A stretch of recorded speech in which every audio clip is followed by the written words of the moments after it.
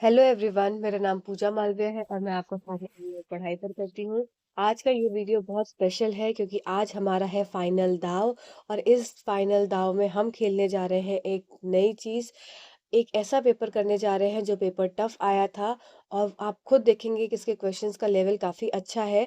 तो इस पेपर को पूरा देखिएगा, इस पेपर से अपनी समझ बनाइएगा। अब अपना पेपर कल है, तो मैं आपको डराने के लिए पेपर नहीं करा रही हूँ, आपके कंसेप्ट को और बढ़ाने के लिए इस पेपर को लेकर आई हूँ।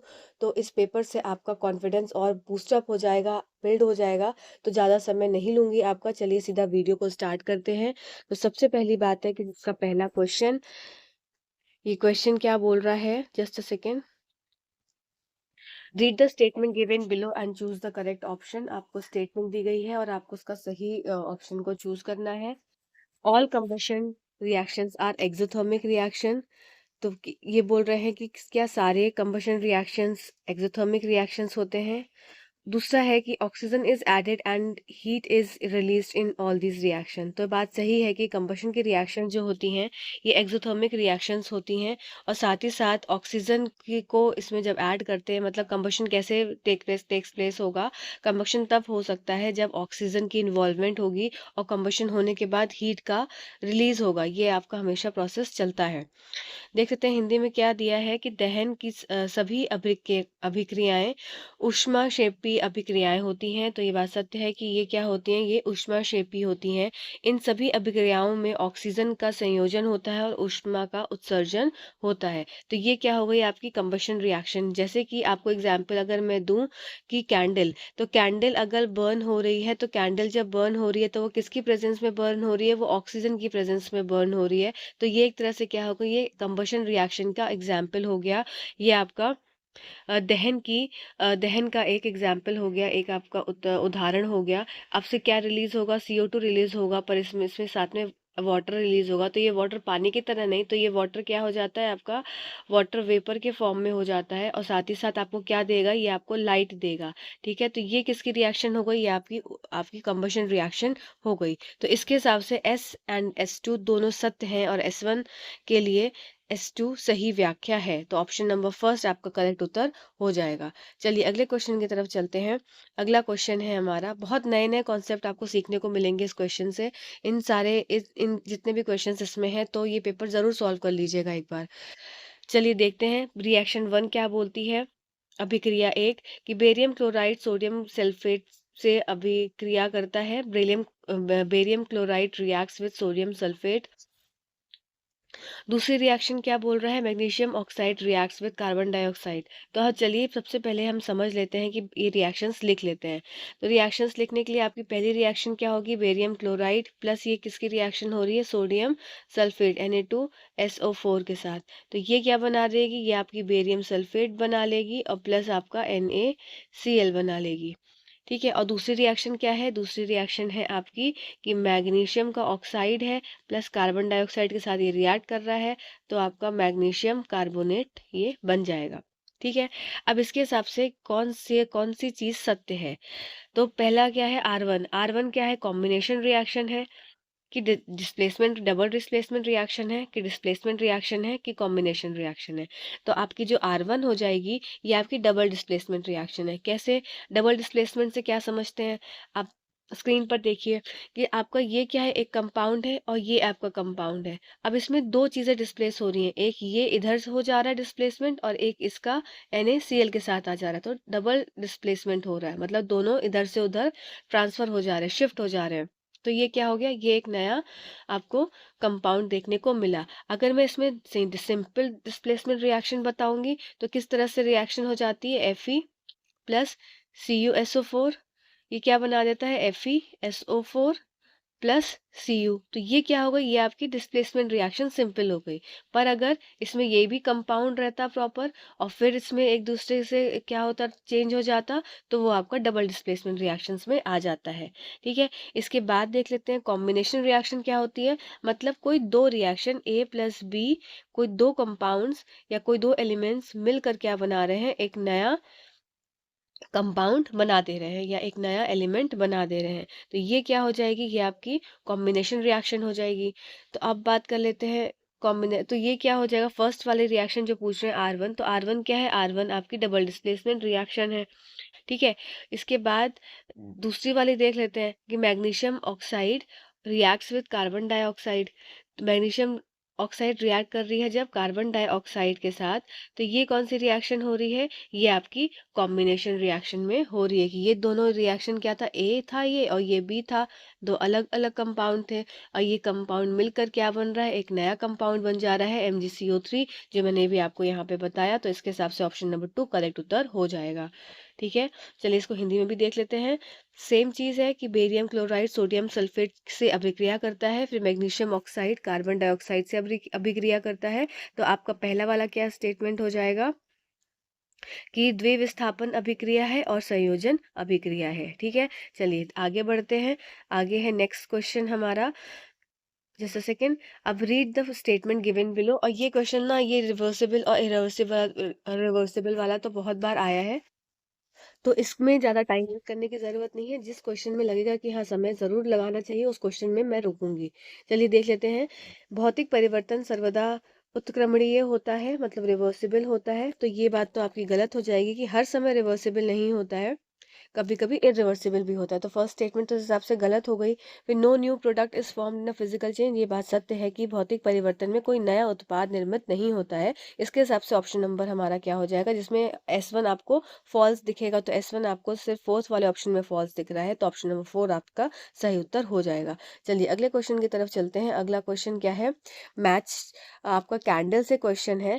ये मैंने आपको बहुत बार समझाया है। चलिए आइए फिर से आज एक बार कैंडल को रिवाइज कर लेते हैं, जिससे कि आपके एग्जाम में अगर क्वेश्चन आया कैंडल से तो आपका गलत नहीं होगा। सबसे पहली बात है कैंडल बना लेते हैं। तो लीजिए ये रही आपकी कैंडल, और आज कैंडल के जोन्स में अगर कुछ भी अगर आपका रह गया होगा तो आज आपका वो सब क्लियर हो जाएगा। ये कैंडल है, इसके अंदर का ये वाला भाग क्या हो जाता है, ये वाला आपको येलो येलो पोर्शन दिखता है, और इसके बाहर का भाग कैसा होता है, हल्का सा नीला नीला दिखता है। तो आइए अब इनके बारे में जान लेते हैं। तो सबसे पहले जो बाह्य भाग होता है, ये क्या हो जाएगा आपका, ये नॉन ल्यूमिनस जोन है। ठीक है, नॉन ल्यूमिनस जोन। इस नॉन ल्यूमिनस जोन में क्या होता है, ये आपका इनविजिबल होता है, और साथ ही साथ क्या होता है, ये आपका हॉटेस्ट जोन होता है। ध्यान देंगे इन सब बातों को। और इस जोन में आपका कंप्लीट कंबशन देखने को मिलता है। ठीक है। अब बात कर लेते हैं मिडिल जोन की। ये आपका कैसा होगा, ये आपका ल्यूमिनस जोन है। अब इसमें क्या होगा, ये आपका ब्राइटेस्ट जोन है।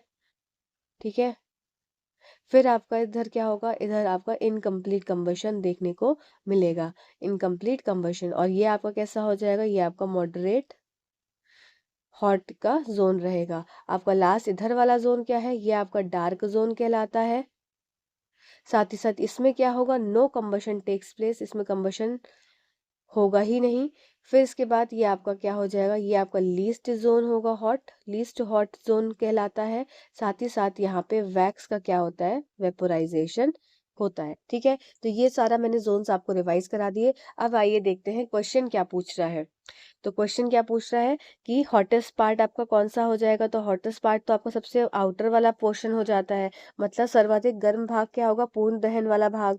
फिर मध्य गर्म वाला भाग क्या हो जाएगा आपका, मिडिल जोन हो जाएगा। और लीस्ट हॉट क्या हो जाएगा आपका, इनर मोस्ट हो जाएगा, मतलब न्यूनतम गर्म वाला अंजलि मोम की वाष्प का अंतरम भाग। तो ये आपका क्या हो जाएगा, थर्ड सी वाला ऑप्शन। तो इसके हिसाब से आप मैच कर लेते हैं, तो आपका ऑप्शन नंबर 4 करेक्ट उत्तर हो जाएगा। ए का 3, बी का 2 और सी का 1। चलिए अगले क्वेश्चन की तरफ चलते हैं। अगला क्वेश्चन है, which of the following metal does not react with dilute hydrochloric acid. अब आपसे क्या पूछा है कि कौन सा मेटल डाइल्यूट हाइड्रोक्लोरिक एसिड से रिएक्ट नहीं करेगा। तो ये इसका उत्तर हो जाएगा कॉपर, क्योंकि जो कॉपर की रिएक्शन होती है, ये कॉपर रिएक्ट करता है किससे, आपका हॉट वाटर से, हॉट वाटर से। ठीक है। तो कॉपर किससे रिएक्ट करेगा, हमेशा हॉट वाटर से रिएक्ट करेगा। और ये किससे रिएक्ट करता है, प्लस ये किसके साथ रिएक्ट करता है, ये आपका कंसंट्रेटेड सल्फ्यूरिक एसिड के साथ रिएक्ट करता है। ये बात आप याद रखेंगे। ठीक है। कंसंट्रेटेड सल्फ्यूरिक एसिड और हॉट वाटर के साथ किसकी रिएक्शन होती है, कॉपर की होती है। ये बात आपको याद रखनी है। क्लास 10th की एनसीईआरटी का ये टॉपिक है। इस वाले बुक में, इस वाले पेपर में आपके प्रीवियस ईयर एनसीईआरटी क्लास 10 से बहुत सारे टॉपिक्स उठाए उन्होंने। तो अपनी समझ को बताते बनाने बता सॉरी बनाते चलेंगे उस हिसाब से, और क्या बन जाता है फिर, ये आपका कॉपर सल्फेट बन जाता है, साथ ही साथ आपका कार्बन डाइऑक्साइड गैस और वाटर जो है वो रिलीज हो जाता है। ठीक है, चलिए अगले क्वेश्चन की तरफ चलते हैं। अगला क्वेश्चन है read the statement below and choose the correct option. A और बी संस्तर स्थितियों पर जड़ों की वृद्धि एवं शाखन जल एवं खनिजों के अवशोषण के लिए लाभदायक है। A and B horizons are rich in water mineral and growth and branching of roots in A and B horizon is advantageous for absorption of water and minerals. तो ये बात सत्य है। आपको मैंने जोन्स पढ़ाए थे, क्या पढ़ाए थे जोन्स, ध्यान देंगे वापस से। आपको क्या पढ़ाया था, ए जोन हो गया, आपका ये बी जोन हो गया, फिर आपका क्या हो जाएगा सी जोन, और फिर आपकी बेड रॉक देखने को मिलती है। ए जोन में क्या था, ह्यूमस था रिच। आपका ए जोन में क्या पाया जाता था, यहाँ पे मोर ह्यूमस रहता था और लेस मिनरल्स रहते थे।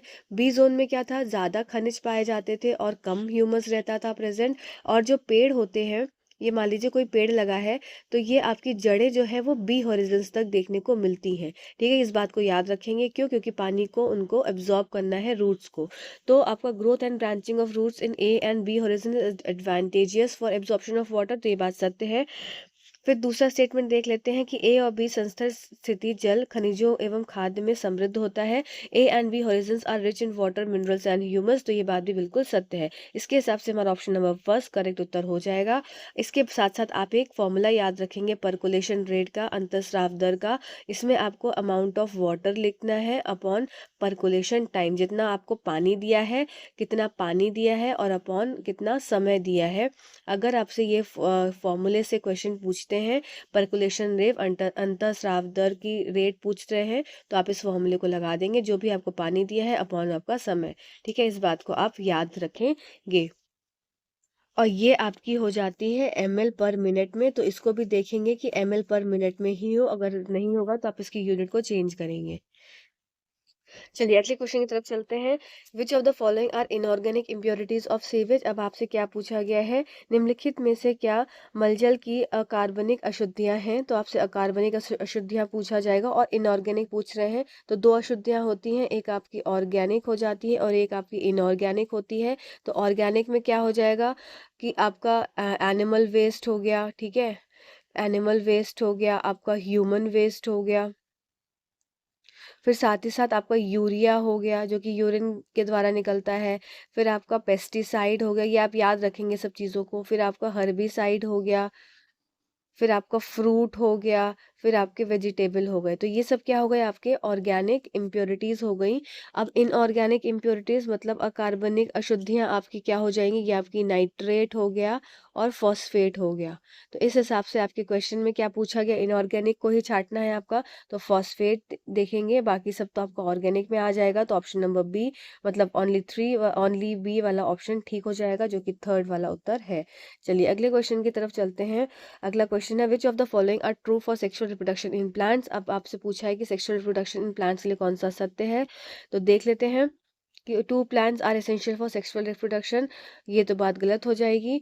क्या बोला गया है कि लैंगिक जनन के लिए दो पौधे आवश्यक हैं, तो ये बात गलत है। सिंगल पौधे में भी अगर आपका मेल रिप्रोडक्टिव पार्ट और female reproductive part, anther filament और आपका ओवरी स्टाइल और स्टिग्मा, ये दोनों प्रेजेंट होते हैं, मतलब इसका मतलब है कि आपका स्टेमेन स्टेमेन और आपका पिस्टिल, ठीक है। स्टेमेन क्या था आपका, जिसमें एंथर और फिलामेंट, इसको स्टेमेन बोलते हैं, और पिस्टिल क्या होता है, जिसमें स्टिग्मा और स्टाइल और ओवरी, ये फीमेल पार्ट हो गया, ये मेल पार्ट हो गया। ये आपका अगर एक प्लांट में भी होगा तो भी आपका प्रजनन की प्रक्रिया होगी, ठीक है। तो ये आपको लैंगिक जनन पॉसिबल आवश्यक है, तो ये गलत हो जाएगा। फिर केवल कीट ही परागण का कारक है, ये बात भी गलत हो जाएगा, आपका ये हवा के द्वारा भी होता है। फिर निषेचन केवल परागण के पश्चात ही होता है, ये बात आपका सत्य है। फिर पौधे बीजों से प्राप्त होते हैं, ये बात भी आपकी सत्य है। अब इसके साथ आप याद रखेंगे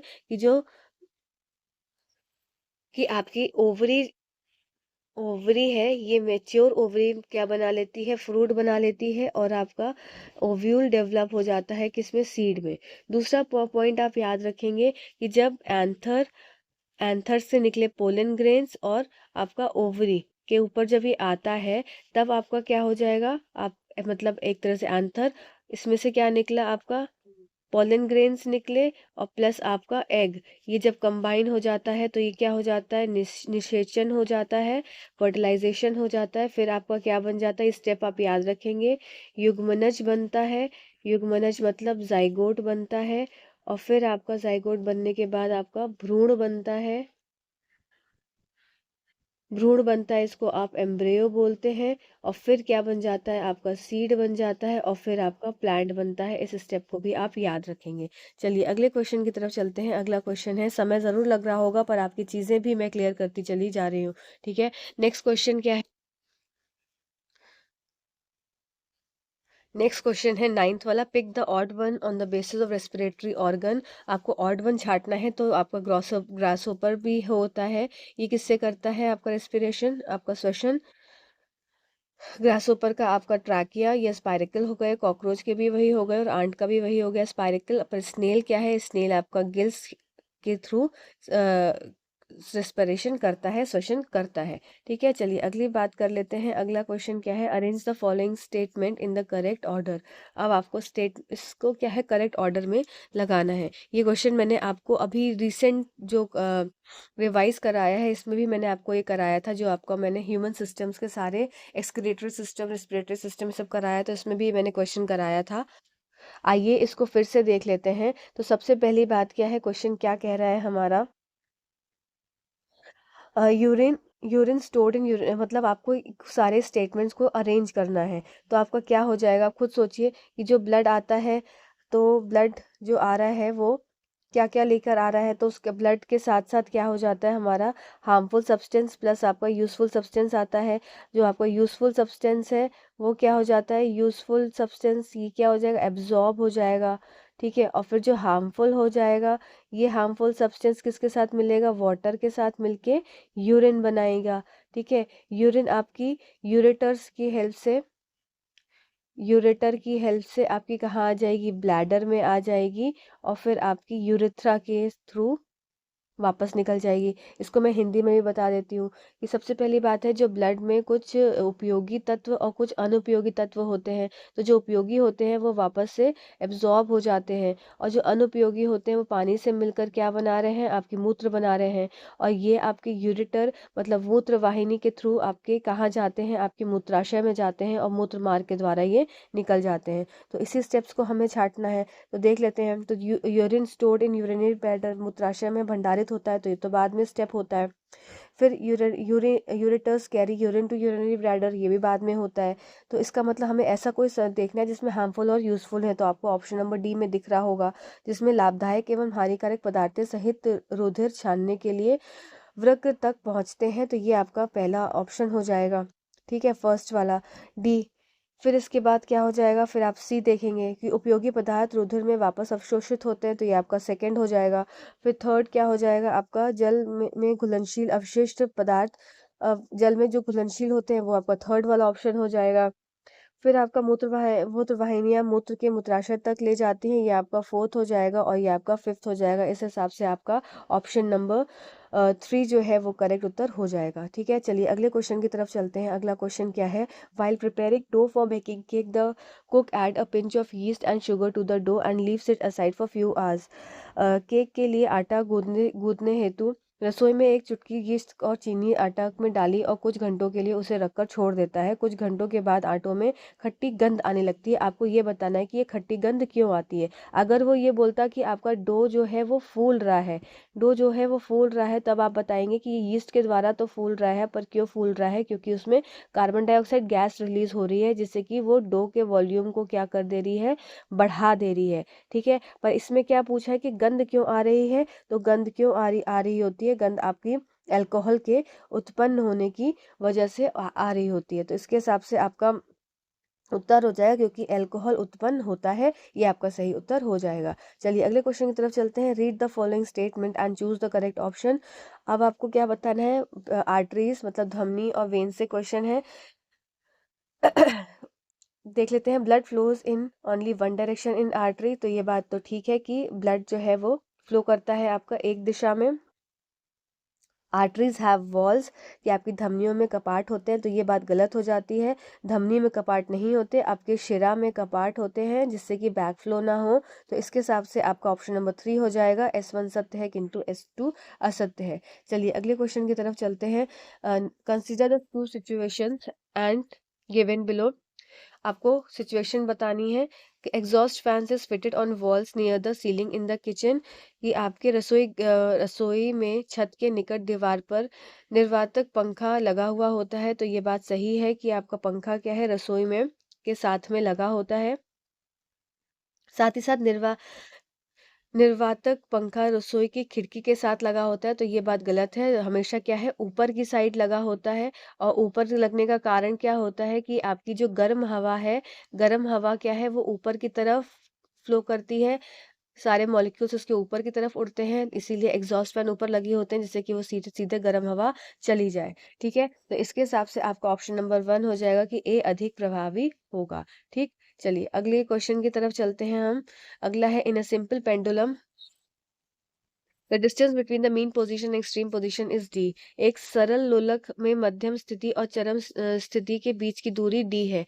अब एक लोलक बना लेते हैं। एक लोलक हमने बना लिया, ये इसकी मीन पोजीशन हो गई, ये इसकी मीन पोजीशन हो गई, और ये इसकी क्या हो गई, एक्सट्रीम पोजीशन हो गई। अब उसने क्या बोला है कि इन दोनों के मध्य की दूरी इसने दे के रखी है डी।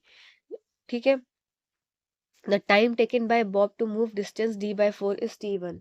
अब अगर वो d/4 मतलब ये पूरी की पूरी यहाँ से लेके यहाँ तक की दूरी कितनी दी है, d। अब d/4 है मतलब इसको 4 हिस्सों में बांट देंगे, तो ये वाला हिस्सा क्या हो गया, ये d/4 हो गया, ये वाला हिस्सा भी d/4 हो गया, ये वाला हिस्सा भी d/4 हो गया, और ये वाला हिस्सा भी d/4 हो गया। ये क्वेश्चन काफी अच्छा है। अगर ये डायरेक्ट आया होता तो शायद ये करने में मुश्किल होती, इसलिए बोल रही हूँ पेपर बहुत अच्छा है। जुड़े रहिएगा लास्ट तक, हम 2 पेपर सॉल्व करने वाले हैं जो दोनों अच्छे पेपर है, तो लास्ट तक जरूर जुड़े रहिएगा।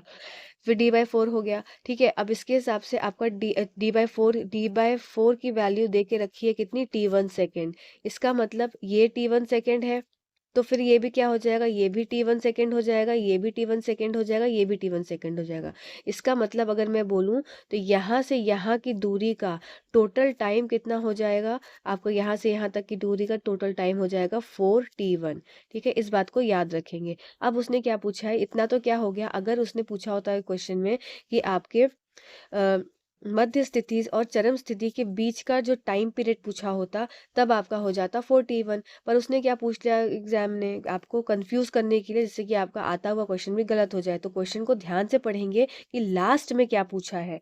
ठीक है, तो लास्ट में उसने क्या पूछा है, the time period of the pendulum. और पेंडुलम का टाइम पीरियड उसने पूछा है, उसने ये नहीं पूछा है कि आपसे मीन पोजीशन एक्सट्रीम पोजीशन, आपने आपसे टाइम ये नहीं पूछा गया, आपसे क्या पूछा गया, time period of the pendulum. तो पेंडुलम का टाइम पीरियड क्या हो जाएगा, ये आपका मीन पोजीशन है।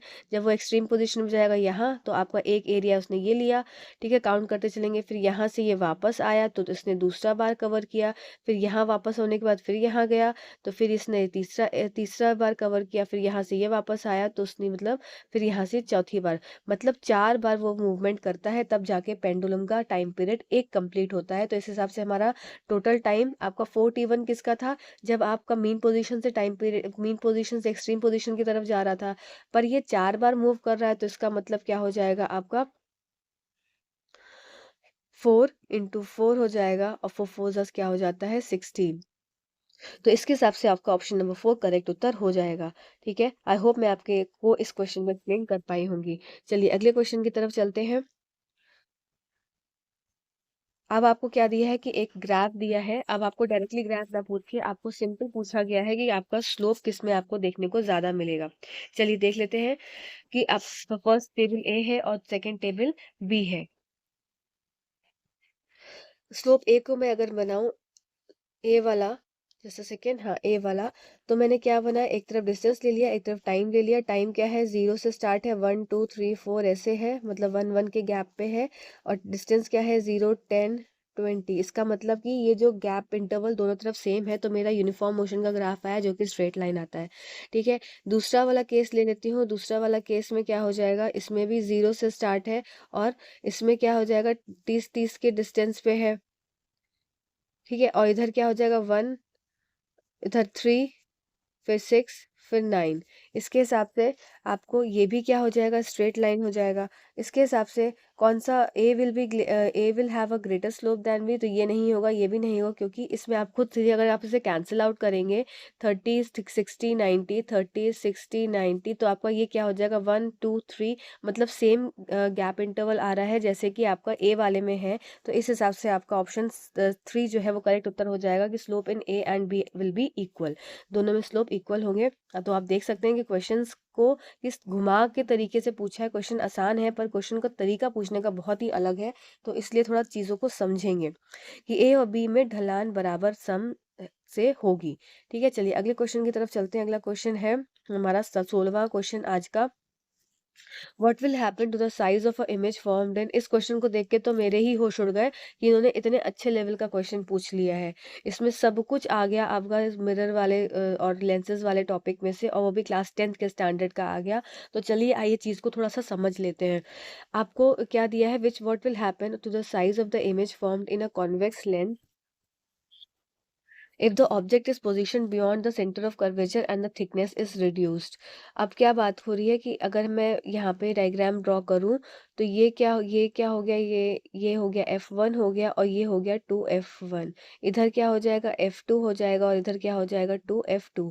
ठीक है, अब क्या बोला है, when the object is placed beyond centre of curvature, तो जो हमारा F2 होता है वही हमारा सेंटर ऑफ कर्वेचर होता है, और ऑब्जेक्ट को कहाँ इन्होंने प्लेस कर दिया, बियॉन्ड सेंटर ऑफ कर्वेचर, मतलब यहाँ पे कुछ कहीं पे रख दिया।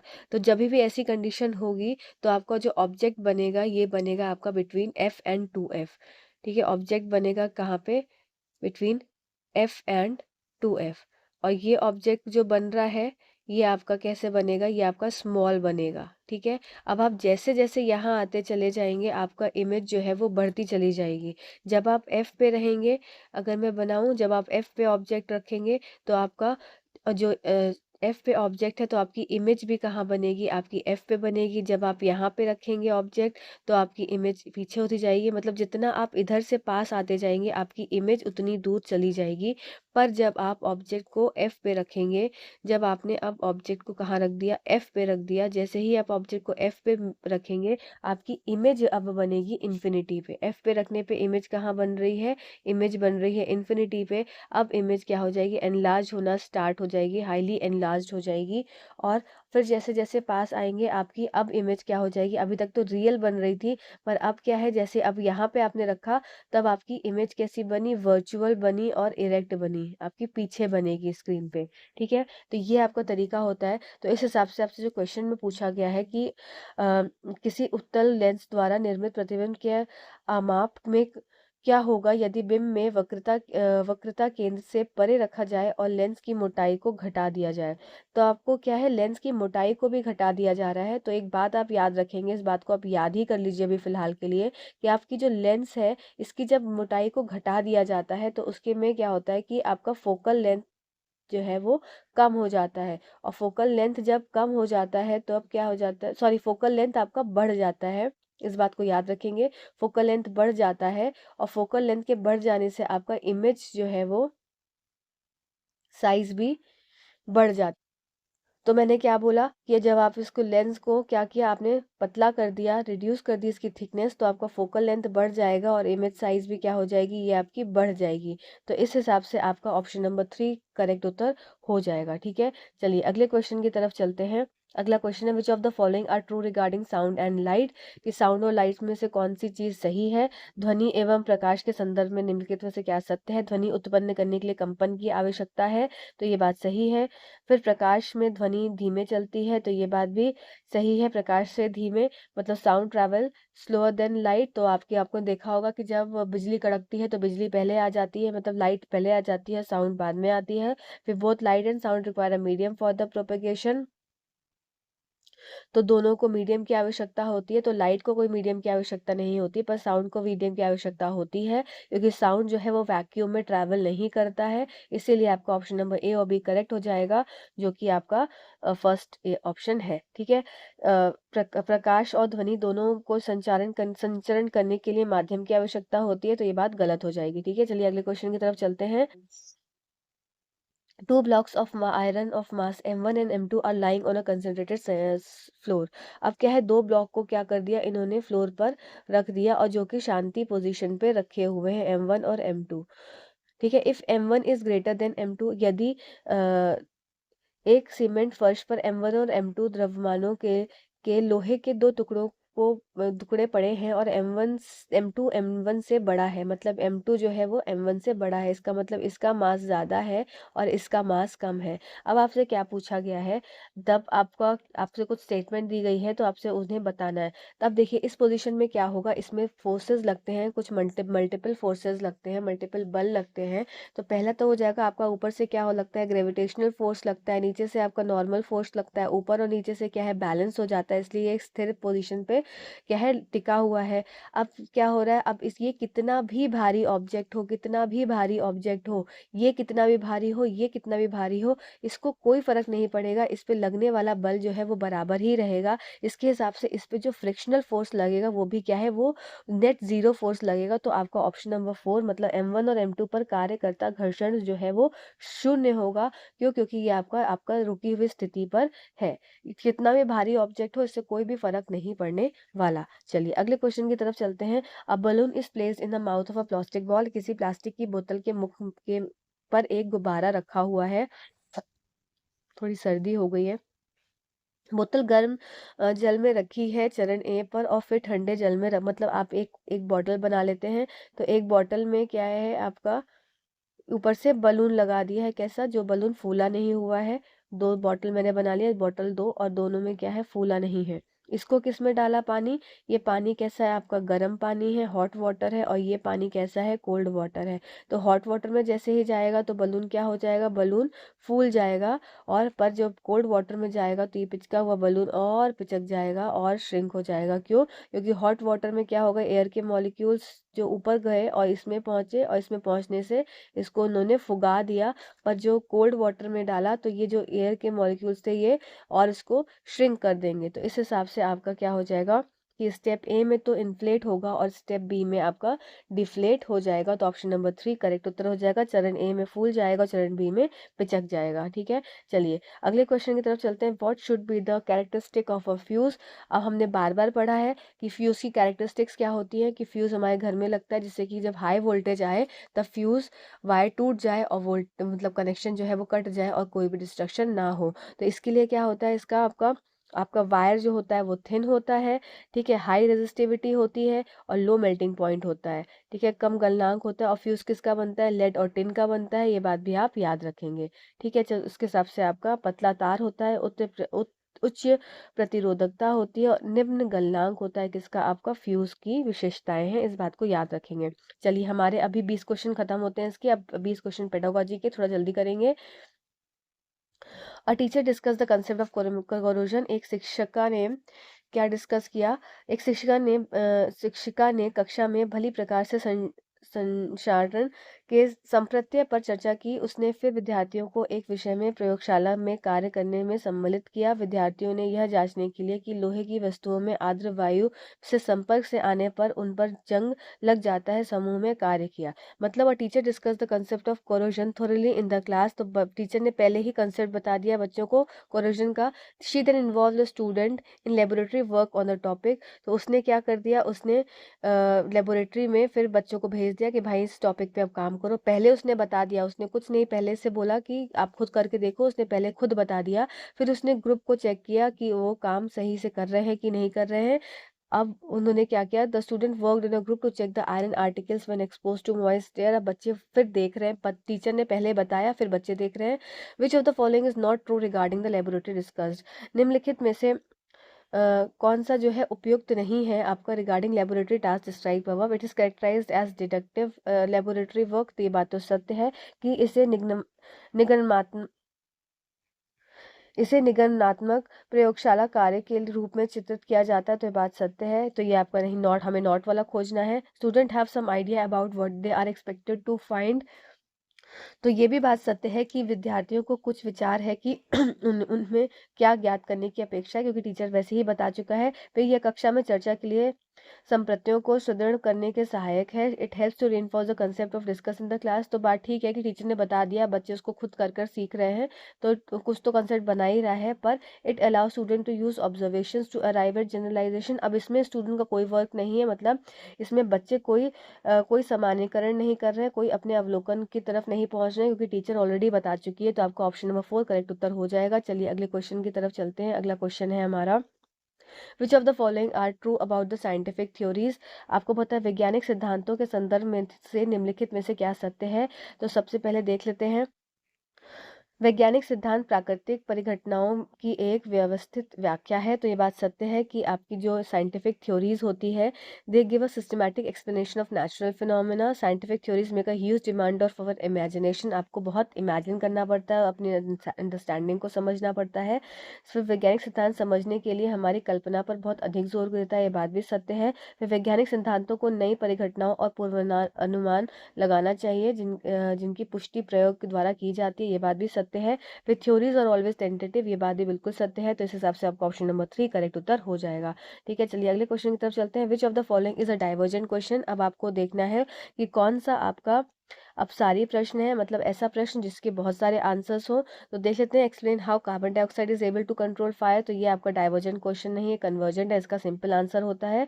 फिर घर्षण एक मित्र है या शत्रु है, ये भी आपका क्या हो जाएगा, एक तरह से एक एक सिंगल आंसर हो जाएगा। फिर द्रव्य में तैरने वाली वस्तुओं की विशिष्ट आकृति होनी चाहिए, ये बात भी सबको पता है कि क्यों होती है, इसका बहुत बड़ा रीजन नहीं होता है। फिर एक क्वेश्चन आया, क्या होगा यदि, जैसे ही क्या होगा वाले क्वेश्चंस आते हैं तो ये आपके क्या हो जाते हैं, ओपन एंडेड क्वेश्चंस हो जाते हैं, डाइवर्जेंट क्वेश्चंस हो जाते हैं।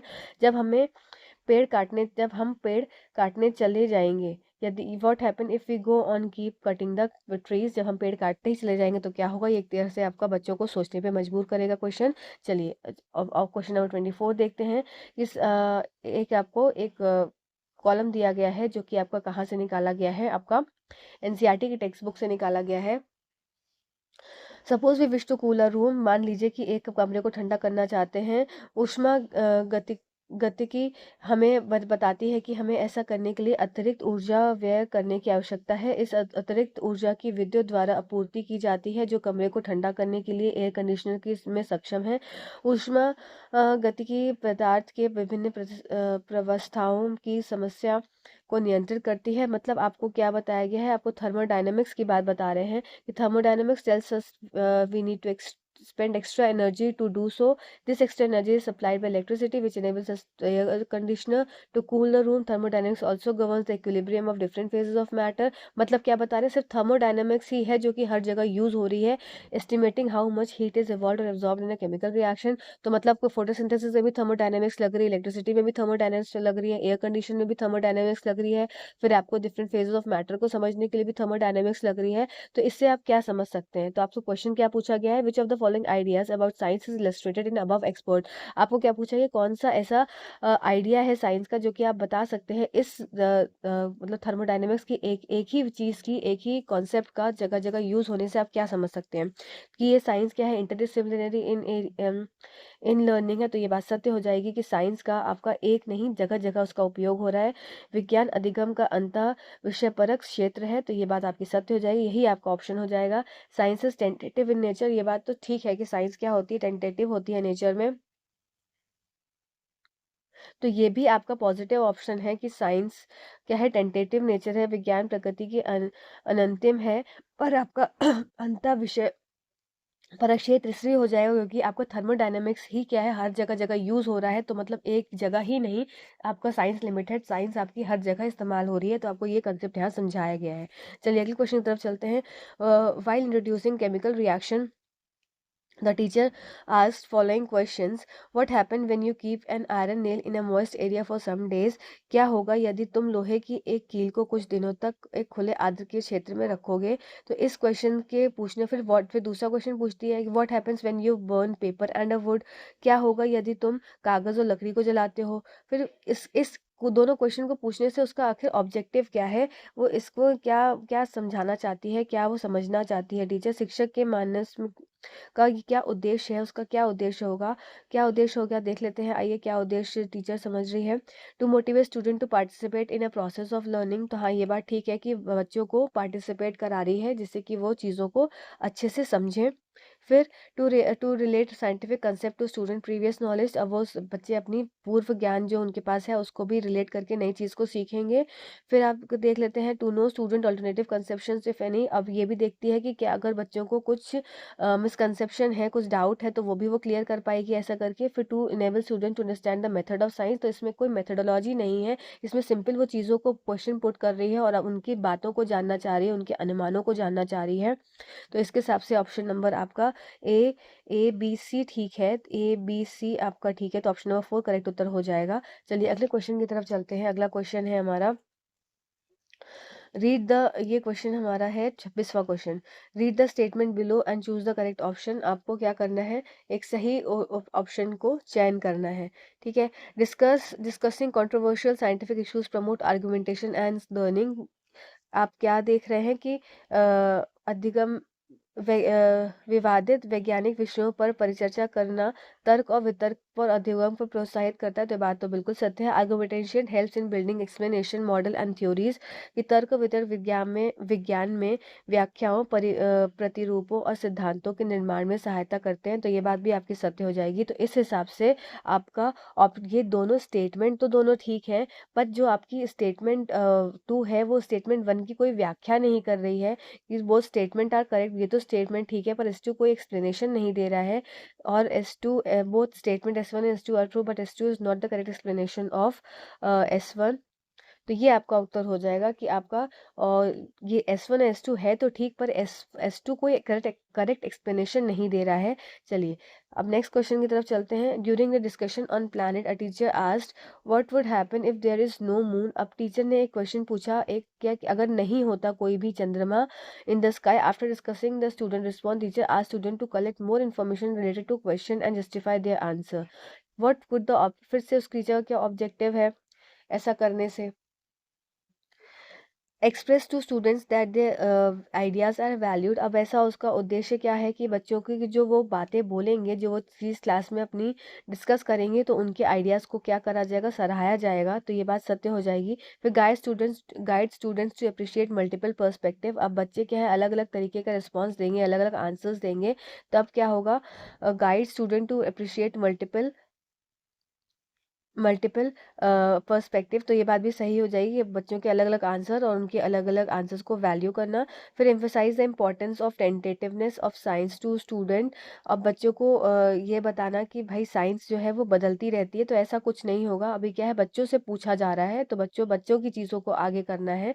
फिर encourage student to frame questions and browse variety of reading materials, तो ये बात भी ठीक है कि बच्चों को प्रोत्साहित करना कि जाओ इंसाइक्लोपीडिया देखो, जाओ विकीपीडिया देखो और उसमें चीज़ों को और समझो, तो इससे क्या है बच्चे अपना लर्निंग बाय डूइंग करने के साथ साथ खुद की क्रिएटिविटी लगा के चीज़ों को समझेंगे, तो ऑप्शन नंबर आपका 3 करेक्ट उत्तर हो जाएगा। आइए हिंदी में भी देख लेते हैं। ये ग्रहों पर परिचर्चा करते हुए एक शिक्षक ने पूछा क्या होगा यदि आकाश में चंद्रमा ना हो। विद्यार्थियों के उत्तरों पर चर्चा करने के बाद शिक्षकों ने विद्यार्थियों को प्रश्न से संबंधित और अधिक जानकारी एकत्र करने के लिए समूह प्रयोजन कार्य दिया। अब उसने कि उसके उद्देश्य क्या है इस सबको करने के लिए, कि विद्यार्थियों को यह अभिव्यक्त करना कि उनके विचार महत्व रखते हैं, बात सत्य है। बहु दृष्टिकोणों की सराहना करना, ये भी बात ठीक है। फिर आपका लास्ट ऑप्शन हो जाएगा डी वाला, ये तो गलत हो जाएगा। विद्यार्थियों को प्रश्न बनाने और विभिन्न पाठ्य सामग्री को खंगालने के लिए प्रोत्साहित करना, तो ऑप्शन नंबर आपका 3 करेक्ट उत्तर हो जाएगा। 28 क्वेश्चन है, read the statement below and choose the correct option. अब आपको क्या है स्टेटमेंट दिया हुआ है और आपको सही विकल्प का चयन करना है। एल्यूमिनियम विद्युत का सुचालक है, तो ये बात ठीक है कि aluminium is a good conductor of electricity. तो ये क्या है एक तरह से ये आपका इन्फेरेंस है कि ऑब्जर्वेशन है, तो ये तो भाई एक स्टेटमेंट है, जब भी कोई एक स्टेटमेंट होती है तो वो क्या हो जाता है, वो आपकी निष्कर्ष में आ जाती है। इस बात को याद रखेंगे, जब भी आपने बस एक बोल दिया कि हाँ ऐसा है तो ऐसा है, तो ऐसा है तो ऐसा है, तो मतलब वो इन्फेरेंस है, वो आपका निष्कर्ष है। फिर like charges repel and unlike other attract each other, तो ये भी आपने बस बोल दिया कि ऐसा होता है, लाइक चार्जेस रिपेल करते हैं और लाइक अट्रैक्ट करते हैं, तो ये भी आपका निष्कर्ष हो जाएगा। तो इस हिसाब से आपका ऑप्शन नंबर 3 करेक्ट उत्तर हो जाएगा। चलिए अगले क्वेश्चन की तरफ चलते हैं। अगला क्वेश्चन है रीड द फॉलोइंग। ये एनसीईआरटी टेक्स्ट बुक का है, एक कॉलम दिया हुआ है कि children along with professor Ahmad. अब चिल्ड्रन क्या गए, प्रोफेसर अहमद के साथ एक बायोस्फीयर रिजर्व में गए और वहाँ पे माधव जी एक्सप्लेन कर रहे हैं कि बायोस्फीयर रिजर्व क्या होते हैं। ऐसे एरियाज हैं जो कि बायोडाइवर्सिटी को, जैव विविधता को कंजर्व करते हैं। फिर अहमद ने एक्सप्लेन किया कि destruction of habitat, increasing population and introduction to new species में affect natural habitat of endemic species. तो उसने बताया, मतलब बायोस्फीयर रिजर्व के बारे में ही सब बता रहे थे।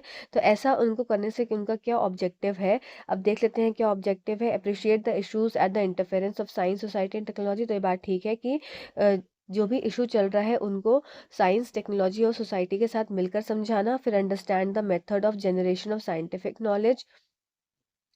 इसमें कोई भी मेथड नहीं समझाया जा रहा है कि कोई मेथड समझाया जा रहा हो, तो ऑप्शन नंबर 2 आपका गलत उत्तर हो जाएगा।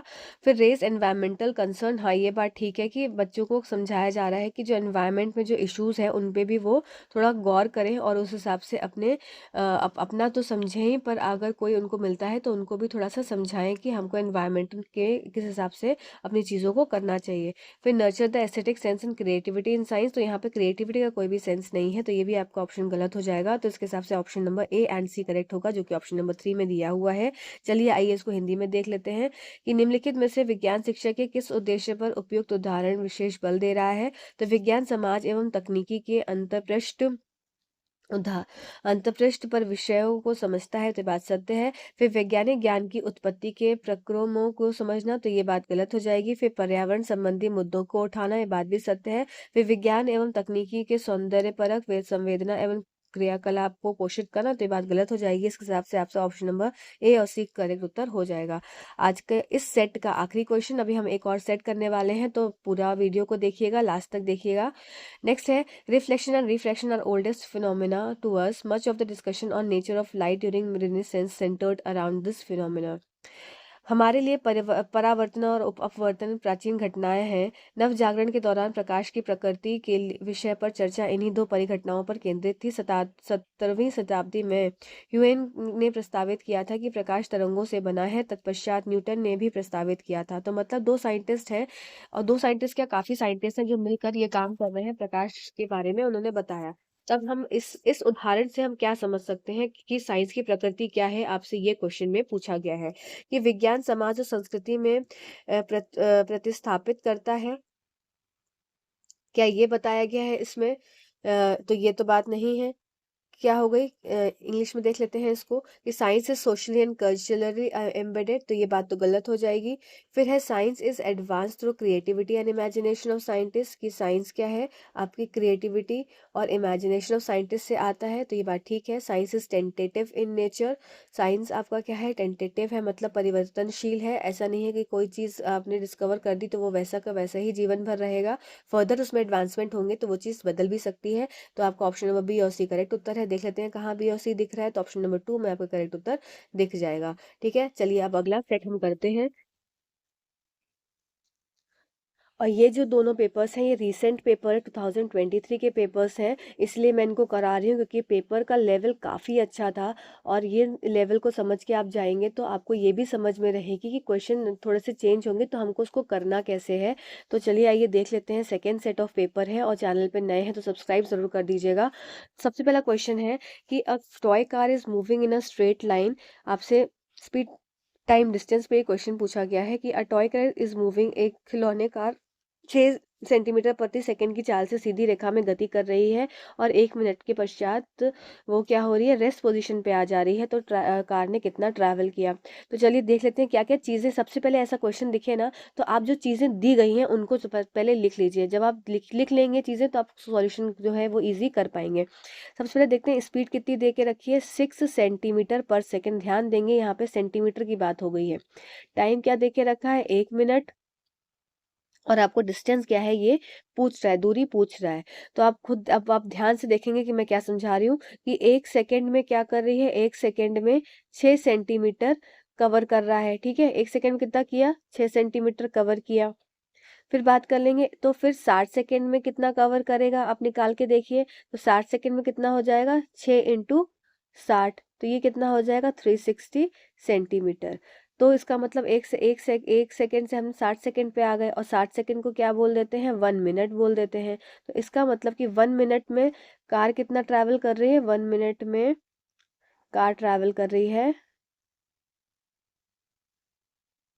कितना, 360 सेंटीमीटर, जो कि आपका ऑप्शन नंबर 3 करेक्ट उत्तर है। चलिए अगले क्वेश्चन की तरफ चलते हैं। अगला क्वेश्चन एक नया क्वेश्चन है जो कि मैंने इस सेट में देखा और इससे पहले कहीं भी नहीं देखा। फिलहाल मैंने तो नहीं देखा, आया होगा तो मैं नहीं बोल सकती कि अपवाद खड़ा हो जाए कमेंट्स में। क्या है, the volume of a small ball is calculated to be 25 centimetre cube. अब आपको क्या दे के रखा है, वापस से वही बातें हैं कि वॉल्यूम क्या हो जाएगा आपका 25 सेंटीमीटर क्यूब। फिर क्या दे के रखा है, आपको वेट दे के रखा है, मतलब आप इसको मास बोल सकते हैं। ये कितना दे के रखा है, ये आपका 30 ग्राम दे के रखा है। तो आपको फॉर्मूला पता है डेंसिटी का, क्या होता है, density is equals to mass upon में वॉल्यूम। ठीक है, अब क्या पूछ रहा है, विल दिस बॉल फ्लोट और सिंक इन वाटर। तो आपको ऐसे क्वेश्चन में सबसे पहली बात है कि जो डेंसिटी आपको वाटर की पता होनी चाहिए। तो डेंसिटी ऑफ वाटर कितनी हो जाती है, 1 ग्राम पर सेंटीमीटर क्यूब। कितनी, 1 ग्राम पर सेंटीमीटर क्यूब। अब इससे आपको कंपेयर करना होगा, तो आप डायरेक्ट फॉर्मूला में इसको रखिए। क्या हो जाएगी इसकी, आपकी डेंसिटी आपकी बॉल की क्या हो जाएगी, ये घनत्व, मास कितना है, मास 30 ग्राम है, वॉल्यूम कितना है, 25 है। तो इसकी वैल्यू भी आप, मतलब इसकी यूनिट भी आप रखेंगे 30 ग्राम अपॉन में सेंटीमीटर। तो इसको आप कैंसिल करेंगे तो 6/5 आ जाएगा।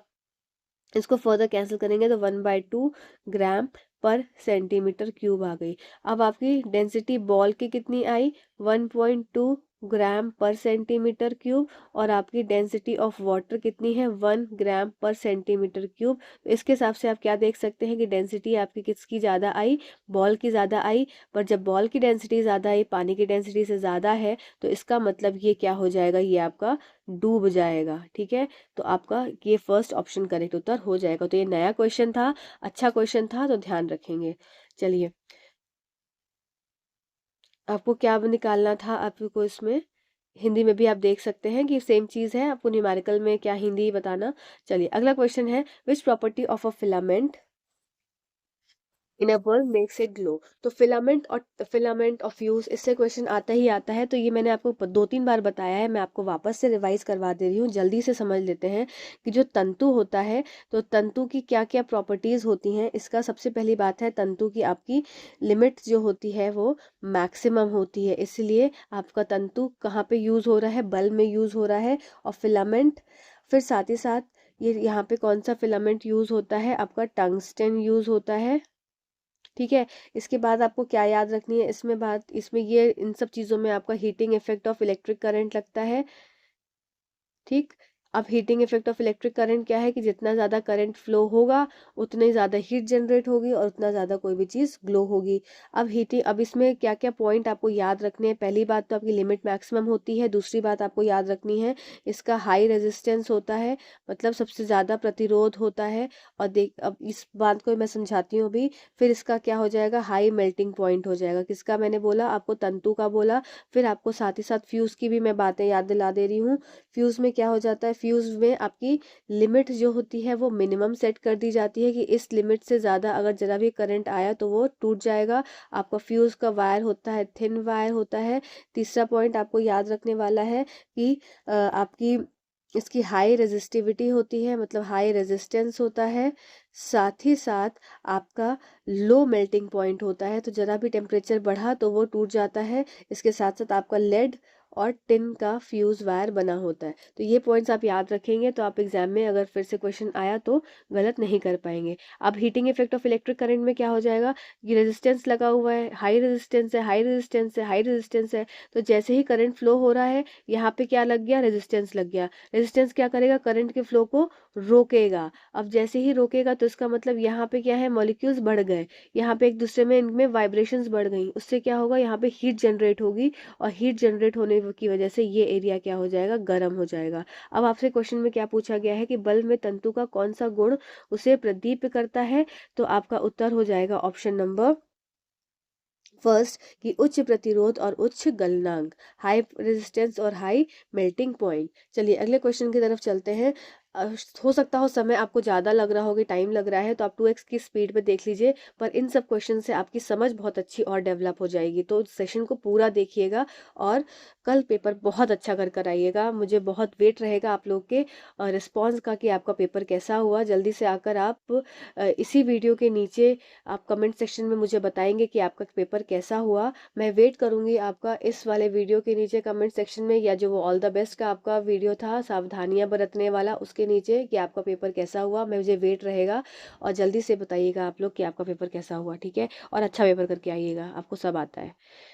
The boiling point of a water reduces eight high altitude. तो ये बात सत्य है कि जैसे जैसे आप ऊपर चले जाते हैं आपका बॉइलिंग पॉइंट कम होता जाता है। जैसे कि आपका 100 डिग्री सेल्सियस पे बॉयल होता है कोई भी पानी क्या मतलब पानी, तो आप क्या है, जैसे आप ऊपर जाएंगे एल्टीट्यूड ऊपर जाएंगे तो आपका पानी आपका 80 डिग्री पे भी बॉयल हो जाएगा। तो इसका मतलब ये बात आपकी असर्शन ये सत्य है। फिर there is decrease in atmospheric pressure at high altitude. तो ये बात भी सत्य है कि आपका एटमॉस्फेरिक प्रेशर में क्या होता है, डिक्रीज हो जाता है। तो बोथ असर्शन, और ये रीज़न भी है इसका कि ये ऐसा क्यों होता है, क्योंकि एटमॉस्फेरिक प्रेशर आपकी परतें जो हैं एटमॉस्फेयर की परतें हैं, तो जैसे जैसे आप ऊपर जाएंगे फिर क्या होगा, परत क्या है, परत आपकी उसमें क्या हो जाएगा, प्रेशर दाब जो है वो कम लगने लगेगा, ठीक है। तो इसके हिसाब से क्या हो जाएगा आपका both assertion and reason are सही। अब इसको देख लेते हैं हिंदी में कि ऊंचाइयों पर जल का क्वथनांक निम्न होता है, बात सत्य है। फिर ऊंचाइयों पर वायुमंडलीय दाब ह्रास होता है, तो ये बात भी सत्य है। तो अभिकथन और कारण दोनों आपका अभिकथन की सही व्याख्या कर रहा है, तो ये बात भी सत्य हो जाएगी।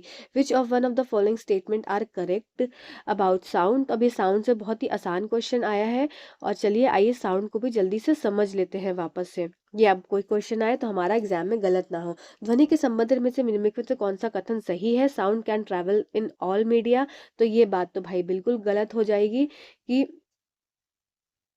ये बात गलत हो जाती है, पर इसमें ये ठीक रहेगा। क्यों क्यों क्योंकि साउंड देखो, साउंड आपकी सॉलिड, लिक्विड और गैस तीनों में ट्रैवल करती है, ठीक है। इसके बाद आपको बात करनी है कि अगर वैक्यूम की बात आ जाएगी, लिखा हुआ होगा, तब आप बोलेंगे कि वैक्यूम में साउंड ट्रैवल नहीं करती है। पर मीडियम की बात हुई तो साउंड सबसे ज़्यादा कहाँ ट्रैवल कर रही है, सॉलिड में सबसे ज़्यादा साउंड ट्रैवल करती है। फिर sound is produced by select a few vibrating bodies. कुछ कंपन करती विशिष्ट वस्तुओं की ध्वनि उत्पन्न होती है। बात ठीक है कि साउंड कैसे प्रोड्यूस हो रही है। अब यहाँ से कोई चीज़ बोली गई, ठीक है, अब यहाँ बोलने से तो ये जो एयर के मॉलिक्यूल्स हैं ये क्या करने लगेंगे, वाइब्रेट करने लगेंगे, और वाइब्रेट करते करते आगे बढ़ेंगे और साउंड जो है वो प्रोड्यूस हो जाएगी। फिर higher the amplitude of the vibration louder is the sound. कंपन का जितना उच्च आयाम होगा ध्वनि उतनी ही प्रबल होगी। तो मैंने क्या बताया था, फसल फसल फसल। तो ये क्या था, फ्रीक्वेंसी किस पे डिपेंडेंट होती है, श्रिलनेस पे, या इसको पिच भी बोलते हैं। और आपका एम्पलीट्यूड जो होता है वो किस पे डिपेंडेंट होता है, वो आपका लाउडनेस पे डिपेंडेंट होता है। इस बात को आप याद रखेंगे फसल के टर्म्स में, ठीक है। फ्रीक्वेंसी, श्रिलनेस और आपका एम्पलीट्यूड, लाउडनेस, मतलब आपका अ, आयाम, प्रबलता, और आपकी जो आवृत्ति कितने पे होती है, आवृत्ति की बात जो हो रही है वो आवृत्ति, फ्रीक्वेंसी श्रिलनेस पर डिपेंड करेगी। तो इसके हिसाब से आपका ऑप्शन 3 करेक्ट उत्तर हो जाएगा कि ACD एक सही स्टेटमेंट है आपका। अच्छा, स्टेटमेंट नंबर बी फिर से देख लेते हैं कि sound is produced by select few vibrating bodies. तो मतलब फ्यू नहीं होती है, वो सारी वाइब्रेटिंग बॉडीज में साउंड का ट्रैवल होता है क्योंकि वाइब्रेशन होता है, ठीक है। तो इसके हिसाब से ऑप्शन नंबर 2 आपका गलत हो जाएगा। सॉरी, मैंने आपको गलत बोल दिया, ठीक है। चलिए अगले क्वेश्चन की तरफ चलते हैं। अगला क्वेश्चन है what is the difference between virtual image and real image. अब आपसे क्या पूछा गया है कि वर्चुअल इमेज और रियल इमेज मतलब आभासी और वास्तविक प्रतिबिंब के बीच में अंतर है। तो चलिए जान लेते हैं। तो मैंने क्या बताया था आपको, दो तरह के मिरर थे, कॉनकेव और कॉन्वेक्स, ठीक है। तो ये दो तरह के मिरर, तो जो कॉनकेव मिरर थे वही क्या हो जाएंगे, आपके कॉन्वेक्स लेंस हो जाएंगे, और जो कॉन्वेक्स मिरर है ये आपके क्या हो जाएंगे, कॉनकेव लेंस हो जाएंगे। अब ये क्या थे, ये आपके कॉनकेव है, मतलब ये गुफा है। तो गुफा क्या करेगी, सारी तरह की इमेज बनाएगी, सारी तरह की इमेज बनाएगी। साथ ही साथ इसमें क्या हो जाएगा, ये मतलब ये आपकी वर्चुअल भी बनाएगी, ये आपकी रियल भी बनाएगी, ये आपकी इरेक्ट भी बनाएगी, ये आपकी इन्वर्टेड भी बनाएगी, तो ये सब बनाएगी। पर इसमें क्या केस था, इसमें आपका वर्चुअल और इरेक्ट, मतलब आपकी वर्चुअल और इरेक्ट इमेज ही देखने को मिल, आभासी और सीधी आपकी इमेज देखने को मिल रही थी। ठीक है, अब देख लेते हैं डिफरेंस क्या पूछा है इसमें, कि virtual image is always erect and real image is, देखिए virtual image is always erect मतलब आभासी प्रतिबिंब सर्वदा सीधा होता है, ये बात तो ठीक है, ये बात इन्होंने ठीक बोल दी। पर साथ में क्या लिख दिया कि वास्तविक प्रतिबिंब उल्टा और सीधा हो सकता है, तो भाई उल्टा और सीधा नहीं होता है, वास्तविक जो प्रतिबिंब होता है रियल हमेशा इन्वर्टेड होता है, इरेक्ट कभी नहीं होता है, तो ऑप्शन नंबर फर्स्ट तो गलत हो गया। फिर virtual image can be different sizes whereas real image is of same size, तो ये बात भी गलत है। ठीक है, ऐसा कुछ नहीं होता है, साइज क्या है, धीरे धीरे हमारा छोटे से बड़ा होता चला जाता है। ठीक है, पॉइंट साइज से क्या है, धीरे धीरे एनलार्ज होता चला जाता है। ठीक है, ये बात ध्यान रखेंगे। फिर virtual image can not be projected on screen and real image can be projected on screen, तो ये बात तो उन्होंने उल्टी, ये बात उन्होंने क्या करी, ये बात उन्होंने सही बताई कि वर्चुअल इमेज को क्या है, projected on can not be projected on, तो ये बात आपकी थर्ड वाला ऑप्शन आपका करेक्ट हो जाएगा कि वर्चुअल इमेज को क्या है स्क्रीन पर नहीं प्राप्त किया जा सकता, पर रियल इमेज को आपको स्क्रीन पे प्राप्त आप कर सकते हैं। ठीक है, फिर real image can not be projected, फिर ये आपका उल्टा स्टेटमेंट हो जाएगा, तो उसका हिसाब से आपका ऑप्शन नंबर 3 करेक्ट उत्तर हो जाएगा। चलिए अगले क्वेश्चन की तरफ चलते हैं। अगला क्वेश्चन क्या बोल रहा है कि every object exert unit force on every other object, प्रत्येक वस्तु अन्य प्रत्येक वस्तु पर बल लगाती है, तो ये कौन सा बल हो जाएगा, ये आपका गुरुत्वाकर्षण बल हो जाएगा, जिसको ग्रेविटेशनल फोर्स बोलते हैं। फिर force acting on an area unit area of a surface, अब आपका क्या हो जाता है, ये कोई फोर्स एक यूनिट एरिया पे लग रहा है, तो ये अगर एरिया है और इस पे लगने वाला बल फोर्स है, तो ये कौन सा फोर्स हो जाता है, ये आपका प्रेशर हो जाता है। आपने देखा होगा कि कुली की अपने सर के ऊपर ऐसे गोल गोल गोल गोल करके कपड़ा रखते हैं, जिसकी वजह से क्या होता है, इन पे जो लगने वाला प्रेशर है वो कम होता है। वो क्यों होता है, क्योंकि इनका एरिया बढ़ जाता है, और ये फोर्स हमेशा कैसा है, आपके परपेंडिकुलर लगता है, लंबवत लगता है। इस बात को आप याद रखेंगे, और इस परपेंडिकुलर डायरेक्शन में लगने से ये फोर्स की बात जो हो रही है, तो ये प्रेशर की बात यहाँ बता रहे हैं, तो प्रेशर का फॉर्मूला हो जाता है फोर्स अपॉन एरिया, जितना ज़्यादा एरिया होगा उतना कम ही क्या लगेगा, आपका प्रेशर बनेगा। तो इसके हिसाब से जो बी वाला है ये आपका प्रेशर की बात कर रहा है, दाब की बात कर रहा है, और आपका सी क्या है, नॉन कॉन्टैक्ट फोर्स है, इसको मैग्नेटिक फोर्स बोलते हैं, चुंबकीय बल। तो इसके हिसाब से आपका ऑप्शन नंबर 2 करेक्ट उत्तर हो जाएगा। चलिए अगले क्वेश्चन की तरफ चलते हैं। अगला क्वेश्चन 8वां क्वेश्चन, और ये हमने क्वेश्चन बहुत बार करा है कि कौन सा फूड प्रिजर्वेटिव नहीं है, तो आपका sodium benzoate, sodium metabisulphite, sodium chloride, जिसको NaCl भी आप बोलते हैं, तो ये आपका फूड प्रिजर्वेटिव है। इसमें आपके साथ साथ आपका शुगर भी आ जाएगा, आपका विनेगर भी आ जाएगा फूड प्रिजर्वेटिव में, और सोडियम कार्बोनेट ये आपका फूड प्रिजर्वेटिव नहीं है। चलिए अगले क्वेश्चन की तरफ चलते हैं। अगला क्वेश्चन है हमारा, which of the following reactions are not feasible, कौन सी रिएक्शन नहीं होगी आपकी। तो इस वाले क्वेश्चन को करने के लिए आपको रिएक्टिविटी सीरीज पढ़नी जरूरी है, जो कि हम कैसे करेंगे, हमने याद किया था। याद करने का तरीका क्या था, Kalu, just a second marker ले लूं, कालू नाम का मदारी आलू जरा फीके पकाता है, और इसमें लास्ट में कॉपर। ठीक है, तो इसको याद करने का ये तरीका है, इसको आप याद करेंगे तो मैं सच बता रही हूँ, आपका रिएक्टिविटी सीरीज से कोई भी क्वेश्चन गलत नहीं होगा। तो कालू नाम का मदारी आलू जरा फीके पकाता है। ठीक, अब सोडियम और Mg की बात कर रहे हैं, सोडियम यहाँ है, Mg यहाँ है, तो सोडियम ऊपर है और Mg नीचे है, Mg और का कंपाउंड है, तो ये इसको रिप्लेस कर सकता है, तो मतलब डिस्प्लेसमेंट हो जाएगा। Mg और Cu, Mg और Cu, तो इसमें भी इसका डिस्प्लेसमेंट हो जाएगा।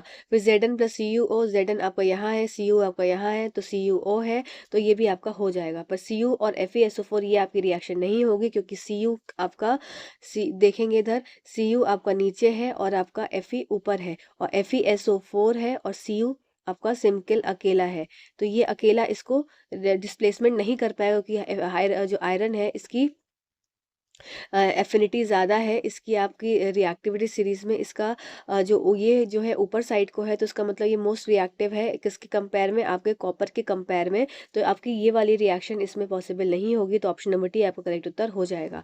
ठीक है, चलिए 10वें क्वेश्चन पे तरफ चलते हैं।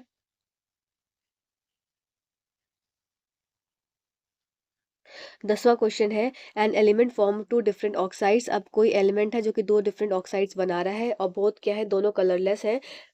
और ए इज टॉक्सिक टू ह्यूमन। ए क्या है, ए जो है आपकी ये टॉक्सिक है, मतलब ये अ, ए मानवों के लिए हानिकारक है, और बी एक हरित गैस है। तो हरित गैस आपकी कौन सी हो जाएगी, हरित गैस आपकी कार्बन डाइऑक्साइड गैस होती है। हरित गैस सल्फर डाइऑक्साइड ये सब नहीं होंगी, पेरोक्साइड नहीं है। तो कार्बन डाइऑक्साइड आपकी हरित गैस है, और ए आपका क्या हो जाएगा, कार्बन मोनोऑक्साइड हो जाएगा। अब आप बात याद रखेंगे, जो हीमोग्लोबिन होती है ये आपकी ऑक्सीजन, आपकी CO2 और आपकी ऑक्सीजन तीनों के साथ कंबाइन करती है। पर अगर मैं बात करूं तो इसकी गर्लफ्रेंड आपकी क्या हो जाएगी, इसकी गर्लफ्रेंड आपकी कौन है, आपकी गर्लफ्रेंड है इसकी कार्बन मोनोऑक्साइड। तो कार्बन मोनोऑक्साइड के साथ ये बहुत ज़्यादा तेज़ी से कंबाइन कर जाती है, तो इस बात को आप याद रखेंगे। तो ऑप्शन नंबर 4 आपका करेक्ट उत्तर हो जाएगा। अगले क्वेश्चन की तरफ चलते हैं। Which of the following set comprises only physical change. आपको सिर्फ भौतिक परिवर्तन वाले ऐसे बताने हैं चेंज कौन से हैं।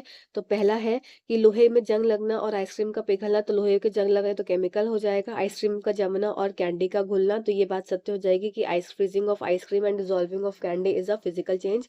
फिर ब्रेड की रोटी जलना, तो ये भी एक तरह का केमिकल चेंज है, क्योंकि रोटी बदल जा रही है और वो जलकर एक पक जा रही है। पकी हुई रोटी को हम दोबारा से आटे में नहीं बदल सकते।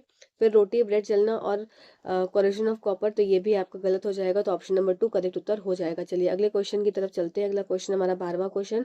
Polyester is made up of repeated chain of esters which is chemical that give a characteristic fruity smell. तो ये क्वेश्चन भी आपका आया हुआ है, और ये क्वेश्चन क्लास 10 वाली बुक, ये है क्वेश्चन ठीक है। पर इसमें जो सेकंड स्टेटमेंट दे दी गई है थोड़ी नई सी स्टेटमेंट है, पर ऐसा कुछ इसमें हार्ड एंड फास्ट डरने वाली बात नहीं है। आपका ये क्वेश्चन मॉडरेट में आ जाएगा।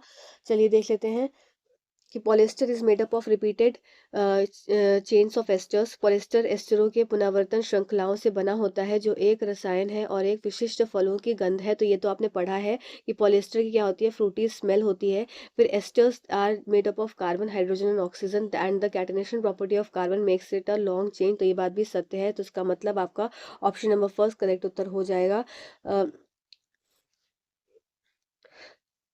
कि आपका both A and both S1 and S2 are correct and S2 is the correct explanation of S1। तो ये बात को आप पॉइंट याद रख लेंगे। ठीक है, ये एस्टर्स के बारे में होती है कि एस्टर्स कैसे बने होते हैं। ये कार्बन हाइड्रोजन ऑक्सीजन से बने होते हैं, जो कि कैटिनेशन प्रॉपर्टी को शो करता है। कैटिनेशन प्रॉपर्टी जो कि क्या बना रही है, कार्बन की लॉन्ग चेन इस तरह से बना दे रही है। ठीक है, इसी को क्या बोलते हैं, पॉलिएस्टर बोल देते हैं, जो कि रिपीटेड यूनिट्स ऑफ एस्टर्स की बनी होती है। ठीक है, चलिए अगले क्वेश्चन की तरफ चलते हैं। अगला क्वेश्चन 13वां question. If ammonium chloride which is used as a fertiliser and sodium chloride are mix together and heated, what will likely to happen. अब आपने क्या बना है, एक आप रिएक्शन दे देंगे। आपने क्या बोल इसमें क्या बोला है कि sodium chloride, sorry ammonium chloride plus, इसको बोलते हैं जब रात में बैठ के रिकॉर्ड करो तो दिमाग भी थोड़ा सा वो हो जाता है। अभी सुबह का 4 बज रहा है और रिकॉर्डिंग 2 बजे से चल रही है। तो ये अमोनियम क्लोराइड है, NH4Cl प्लस, प्लस आपका किसकी रिएक्शन हो रही है, NaCl की रिएक्शन हो रही है। और जब आपने इसको हीट किया, तब इसको हीट करने से क्या हो जाएगा, कौन सी ऐसी अभिक्रिया हो जाएगी। तब आप जैसे ही हीट करेंगे इसको, तो ये जो आपको NH4Cl है, जो आपका अमोनियम क्लोराइड है, ये किस में कन्वर्ट हो जाएगा, ये आपका गैस में कन्वर्ट हो जाएगा। मतलब ये आपका क्या बन जाएगा, गैस बन जाएगा। तो ये आपका किस में बना, सॉलिड डायरेक्टली कन्वर्ट हो गया, किस में, गैस में कन्वर्ट हो गया। इस रिएक्शन को बोल देते हैं सब्लिमेशन रिएक्शन। मतलब अमोनियम क्लोराइड का ऊर्ध्व ऊर्ध्वपातन। तो ये आपको सब्लिमेशन रिएक्शन हो जाती है, जिसमें सॉलिड डायरेक्टली कन्वर्ट हो जाता है गैस में, लिक्विड में नहीं बदलता है। तो ये आपका सब्लिमेशन ऑफ अमोनियम क्लोराइड है। ये क्लास 10th NCERT बुक का ये टॉपिक है, चैप्टर नंबर फर्स्ट वाला चैप्टर है, उसी से है। ठीक है, तो ये थोड़ा सा इसीलिए मैंने बोला ना, ये पेपर थोड़े से डिफरेंट है, क्योंकि ये आपके क्लास 10 से भी ले लिए गए हैं कुछ कुछ टॉपिक्स। अब नेक्स्ट क्वेश्चन कर लेते हैं। नेक्स्ट क्वेश्चन तो बहुत ही अच्छा है, और मैंने ये क्वेश्चन इस तरह से बताया है आपको कि इस तरह से क्वेश्चन पूछे जाते हैं। तो जरा ध्यान देंगे इन तरह के क्वेश्चंस पे। ठीक है, Sejal has two colourless solution X and Y, और ऐसे ही क्वेश्चन पूछा जाएगा अगर आपसे एसिड एंड बेस का अब आएगा, क्योंकि क्वेश्चन अच्छे आते हैं तो इस तरह से ही आएंगे। तो इस वाले क्वेश्चन से अपनी समझ बना लेंगे आप। आपको क्या याद रखना है इन क्वेश्चंस में, जो मैंने आपको चार्ट बताया था कि कौन कौन से जो इंडिकेटर्स हैं वो एसिड में कौन सा कलर देते हैं और बेस में कौन सा कलर देते हैं, ये आपको याद रखना है। जब आपको ये याद रहेगा तो आप वो कुछ भी बोलते जाएंगे, आप वो कुछ भी कर करके वो चीज़ें करते जाएंगे, आपका आंसर आ जाएगा। चलिए देख लेते हैं। सेजल के पास दो रंगीन विलेन है X and Y. X and Y बना लेते हैं, एक एक्स है और दूसरा आपका वाई है। वह एक्स एंड वाई में हल्दी का विलेन डालती है। मतलब क्या है, ये दोनों, सबसे पहली बात है कि टू कलरलेस है, तो मतलब यहाँ लिख देते हैं कि दोनों में कलर लेस है। ये भी क्या हो गया, ये भी आपका कलर लेस हो गया। ठीक है, अब इसमें इसने क्या डाल दिया, हल्दी डाल दी, और इसमें भी क्या डाल दिया, इसने हल्दी डाल दी। अब हल्दी डालने से क्या हो गया, पहले वाले का केस क्या देखा उसने कि आपका येलो आया, और दूसरे वाले में देखा उसने ब्रिक रेड आया। ठीक है, तो अब जब पहले वाले का येलो आया तो वो ये नहीं बता सकती कि ये एसिड है, क्योंकि हल्दी का क्या होता है, हल्दी का हमने क्या पढ़ा था, हल्दी एज ए नेचुरल इंडिकेटर है। पर जैसे ही वो बेस के संपर्क में आता है तो ये क्या हो जाता है, हल्दी आपका अगर किसी भी कपड़े पे हल्दी लगी है तो वो आपका रेड में कन्वर्ट हो जाएगी। तो ये तो हम इससे समझ गए कि हल्दी जो है वो रेड कलर में कन्वर्ट होती है जबकि वो बेस होता है। तो इसका मतलब मैं यहाँ से ये लिख सकती हूँ कि आपका जो ये वाला बी वाला है, वाई जो है, ये क्या है, ये बेस है। पर मैं यहाँ ये नहीं बोल सकती कि एक्स जो है वो आपका एसिड है। ये मैं नहीं बोल सकती हूँ कि हल्दी का कलर पानी में भी तो क्या होता है, आपका हल्दी का कलर येलो ही होता है। तो ये तो या एसिड होगा या फिर आपका ये वाटर होगा, सिंपल। ठीक है, तो अभी मैं इस नतीजे पे नहीं पहुंची हूँ। फिर इसने क्या किया, अब अब इसने y को उठाया, और y जो हमारा ब्रिक रेड कलर का आया, इस सॉल्यूशन को उठाया और इसने x में डालना शुरू किया। और जैसे ही इसने x में डाला तो जो x है ये आपका क्या हो जाएगा, धीरे धीरे ये आपका कलर जो येलो था ये आपका अब क्या हो रहा है, ये कलरलेस हो रहा है। ठीक है, ये आपका क्या हो जाएगा, कलरलेस।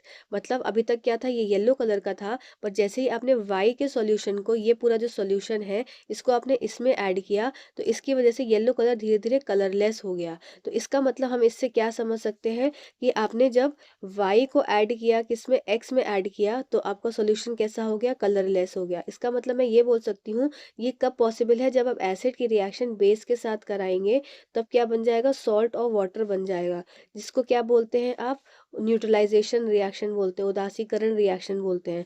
तब ये तभी पॉसिबल है जब ये एसिड होगा। अगर ये येलो पानी होता, सिर्फ पानी होता, तो ये पॉसिबल नहीं होता। ठीक है, पर ये कब पॉसिबल हो रहा है, जब आपका ये वाई जो एक्स जो है ये आपका एसिड है। तो इससे मैं ये कंफर्म मान लेती हूँ कि एक्स हमारा एसिड है और वाई जो है वो बेस है। तो आपका ऑप्शन नंबर 3 करेक्ट उत्तर हो जाएगा। ठीक है, आई होप इस बात को आप समझ पाए होंगे। अगले क्वेश्चन की तरफ चलते हैं। Which of the one of the following statement is true about the excretory system of animals. अब एनिमल्स के एक्सक्रीटरी सिस्टम के लिए कौन सी बात सत्य है, तो ये देख लेते हैं कि the major excretory product of human is urea. तो ये बात सत्य है कि मानव में मुख्य उत्सर्जन उत्पाद यूरिया होता है। फिर aquatic animals have no need to excrete, तो ये बात तो गलत है भाई, वो भी करते हैं एक्सक्रीट, और वो क्या रिलीज करते हैं, वो एक्सक्रीट करते हैं अमोनिया। फिर मैंने आपको बताया था जो उड़ने वाले जीव हैं वो कौन सा क्या एक्सक्रीट करते हैं, वो आपके यूरिक एसिड एक्सक्रीट करते हैं। इसको हमने याद कैसे किया था, उरी का हमला, उरी का हमला क्या था, एयर स्ट्राइक थी। तो ऐसे ही उड़ने वाले जो जीव हैं वो यूरिक एसिड, उरी उरी जो है वो एक्सक्रीट आउट करते हैं। फिर animal lizard excrete ammonia gas.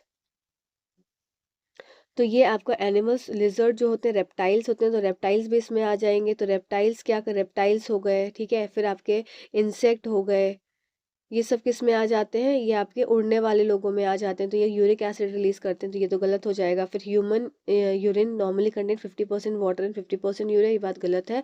इसका कंपोजिशन क्या हो जाता है, आपका यूरिन का कंपोजिशन आप याद करेंगे, यूरिन का कंपोजिशन हो जाता है 95% वाटर होता है इसमें, प्लस आपका 2.5% कितना होता है, यूरिया होता है, और प्लस 2.5% अदर वेस्ट होते हैं। ठीक है, इस बात को आप भी याद रखेंगे। तो इसके हिसाब से आपका ऑप्शन नंबर फर्स्ट करेक्ट उत्तर हो गया। आज का 16वां question, while observing the onion cells under microscope one can notice many blank looking like eggs। Structure. अब आपने ऑनियन सेल कैसा है, ये आपका प्लांट सेल है, ठीक है। अब आपको क्या दिखा कि blank looking large X structure in cytoplasm while the same structure in cheek cells are smaller in size. तो देखिए क्या होता है, एक एनिमल सेल होता है और एक प्लांट सेल होता है। तो जो प्लांट सेल होता है, इस दोनों में न्यूक्लियस नाभिक दोनों में प्रेजेंट होता है। पर नाभिक मान लीजिए दोनों में मैंने नाभिक बना दिया, ये न्यूक्लियस है। फिर उसने क्या बोला, X provides turgidity and give shape to the cell. पर ये जो एक्स की बात हो रही है, ये आपको वैक्यूल की बात हो रही है, क्योंकि वैक्यूल का ही एरिया ज़्यादा होता है किसमें, आपके ये प्लांट सेल है और ये एनिमल सेल है। मेरे एक व्यूअर हैं जिनको सेल में थोड़े डाउट था, तो आइए आपका डाउट भी थोड़ा सा क्लियर कर दें, जितना कि मुझे समझ में आ रहा है कि आपको जो दिक्कत हो रही है प्लांट सेल और एनिमल सेल में हो रही है। तो आप ध्यान रखेंगे पहला पॉइंट, कि जो प्लांट्स जो एनिमल सेल्स होते हैं, इनके पास सेल वॉल नहीं होती है। इस बात को ध्यान रखेंगे और याद कैसे रखेंगे कि जो एनिमल है वो ऑलरेडी स्ट्रांग है, तो उसको स्ट्रांग रहने के लिए वॉल की ज़रूरत नहीं है, वो वैसे ही लड़ाई कर सकता है। पर प्लांट्स वीक होते हैं एज कम्पेयर टू एनिमल्स।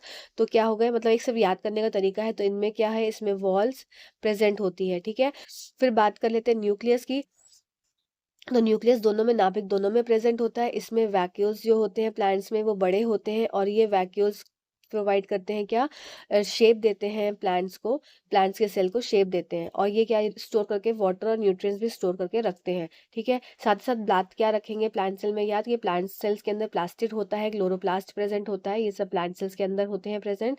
फिर एनिमल सेल्स और प्लांट सेल में बाकी सब चीज़ें मोस्ट सिमिलर होती हैं। तो मेन अंदर क्या होता है कि आपका क्लोरोफिल पिगमेंट हो गया, प्लास्टिड्स हो गए, तो ये सब चीज़ें आपकी प्लांट सेल में पाई जाती हैं। मेन डिफरेंस क्या पूछते हैं, वॉल का, जो कि मैंने आपको बताया। फिर सेल मेम्ब्रेन दोनों में प्रेजेंट होती है, जो कि अंदर की झिल्ली होती है, ठीक है। तो इस हिसाब से आपका एक्स क्या हो जाएगा, एक्स आपका वैक्यूल हो जाएगा, जिसमें बताया गया है। और एनिमल सेल में वैक्यूल होता है, पर एनिमल सेल में वैक्यूल का स्मॉल साइज होता है, इस बात को आप ध्यान रखेंगे, ठीक है। तो सूक्ष्मदर्शी के नीचे प्याज की कोशिकाओं का प्रेक्षण करते हुए कोई कोशिका द्रव्य के अनेक खाली दृष्टिगत बृहत में एक्स संरचनाएं देखी जाती हैं, जबकि कोपल कोशिकाओं के समान संरचनाएं आकार में छोटी होती हैं। एक्स स्फीति प्रदान करता है, जो कोशिका को आकार देता है और जल एवं पोषक तत्वों का भंडारण है, ठीक है। तो इसके हिसाब से आपका क्या हो जाएगा, एक्स आपकी रिक्तिका है, ये थर्ड वाला ऑप्शन आपका करेक्ट उत्तर हो जाएगा। अगले क्वेश्चन की तरफ चलते हैं। अगला क्वेश्चन है हमारा असर्शन और रीजनिंग का। ये आपका क्वेश्चन मैंने आपको कराया था जब मैंने आपको मोस्ट इंपॉर्टेंट टॉपिक वाले क्वेश्चंस कराए थे, जिसमें कि पेंगुइन, जिसमें मैंने आपको एक पोलर बियर का बताया था, ठीक है, कि पोलर बियर के कैसे पैर होने चाहिए, किस कलर का वो होता है, कैसे वो अपनी चीज़ों को, प्रे को अट्रैक्ट करता है। तो वो पॉइंट्स आप नोट कर लेंगे कि पोलर बियर में क्या है, व्हाइट कलर का होता है, उसके जो पैर होते हैं, नाखून होते हैं, वो काफ़ी नुकीले और चौड़े होते हैं, पंजा भी चौड़ा होता है, जिससे कि बर्फ़ में अंदर धंस ना जाए। और उसकी बॉडी में फैट ज़्यादा स्टोर्ड होता है, और वो इंसुलेशन का काम करता है, जिससे कि उसे ठंडी ना लगे। उसकी स्किन भी बहुत मोटी होती है, फर भी बहुत हैवी होता है। तो ये सब पॉइंट आप उसके याद रखेंगे। साथ ही साथ पेंगुइन्स की बात कर लेते हैं यहाँ पे। अच्छा, एक क्वेश्चन आ गया आपका, ये भी पॉइंट क्लियर हो जाएगा कि penguins have thin skin and less fat. तो ये बात तो बिल्कुल गलत है। इनकी स्किन क्या होती है, थिक होती है, जिससे कि वो ठंडे प्रदेश में ही रहते हैं और ठंड से बच सके। तो आपका एसर्शन ही गलत हो जाएगा, अभिकथन असत्य है, जो आपका ऑप्शन नंबर 4 में आपको देखने को मिल रहा है। तो यही आपका उत्तर हो जाएगा। अब सॉरी, ऑप्शन नंबर 4। अब इस देख लेते हैं, penguins huddle together to keep them warm together. तो ये बात सत्य है कि वो एक साथ झुंड में चलते हैं, जिससे कि वो एक दूसरे से गर्म होकर रह सकें, ठीक है। चलिए अगले क्वेश्चन की तरफ चलते हैं। नेक्स्ट क्वेश्चन है, which of the following represent the correct match set. आपको मैचिंग करनी है कि वायरसेस क्या होते हैं। 18वां क्वेश्चन है हमारा, वायरसेस आपके क्या हो गए, they need host to reproduce. जैसे आपने कोरोना वायरस देखा था कि ऐसे तो वो इनएक्टिव था, पर जैसे ही किसी के अंदर घुस जा रहा था तो वो एक्टिव हो जा रहा था और उसको अपना अपना प्रसाद सबको दे दे रहा था। फिर नेक्स्ट होता था बैक्टीरिया। तो जब आपके जीवाणु होते हैं, विषाणु की बात क्या हो गई कि विषाणु को आपके प्रजनन के लिए परपोषी की अवजीव की आवश्यकता होती है। तो ये आपका सेकंड वाला ऑप्शन हो गया। तो ए जो है सेकंड किस में दिया हुआ है, ए आपका सेकंड फर्स्ट में ही दिया है, तो ऑप्शन नंबर फर्स्ट आपका सही उत्तर हो जाएगा। अब अगला देख लेते हैं, जीवाणु। तो जो जीवाणु होते हैं ये आपके ये आपके मेडिसिन में उपयोग करते होते हैं, जैसे कि एंटीबायोटिक्स हो गई। फिर आपका पेनिसिलिन पहला एंटीबायोटिक जो बना था, तो ये सब किसमें, बैक्टीरिया की हेल्प से बने थे। फिर बात आ जाती है प्रोटोजोआ की। तो प्रोटोजोआ क्या हो गया आपका, ये अमीबा हो गया, ठीक है। नेक्स्ट हो जाता है फंजाई। फंजाई जो होते हैं मल्टी सेलुलर होते हैं, पर एक अपवाद होता है जो आपको पढ़ना ज़रूरी है कि यीस्ट का जो सेल होता है ये भी एक तरह से फंजाई है। और यीस्ट क्या है, ये आपका यूनिसेलुलर है। ठीक है, ये बात आप याद रखेंगे। चलिए अगले क्वेश्चन की तरफ चलते हैं।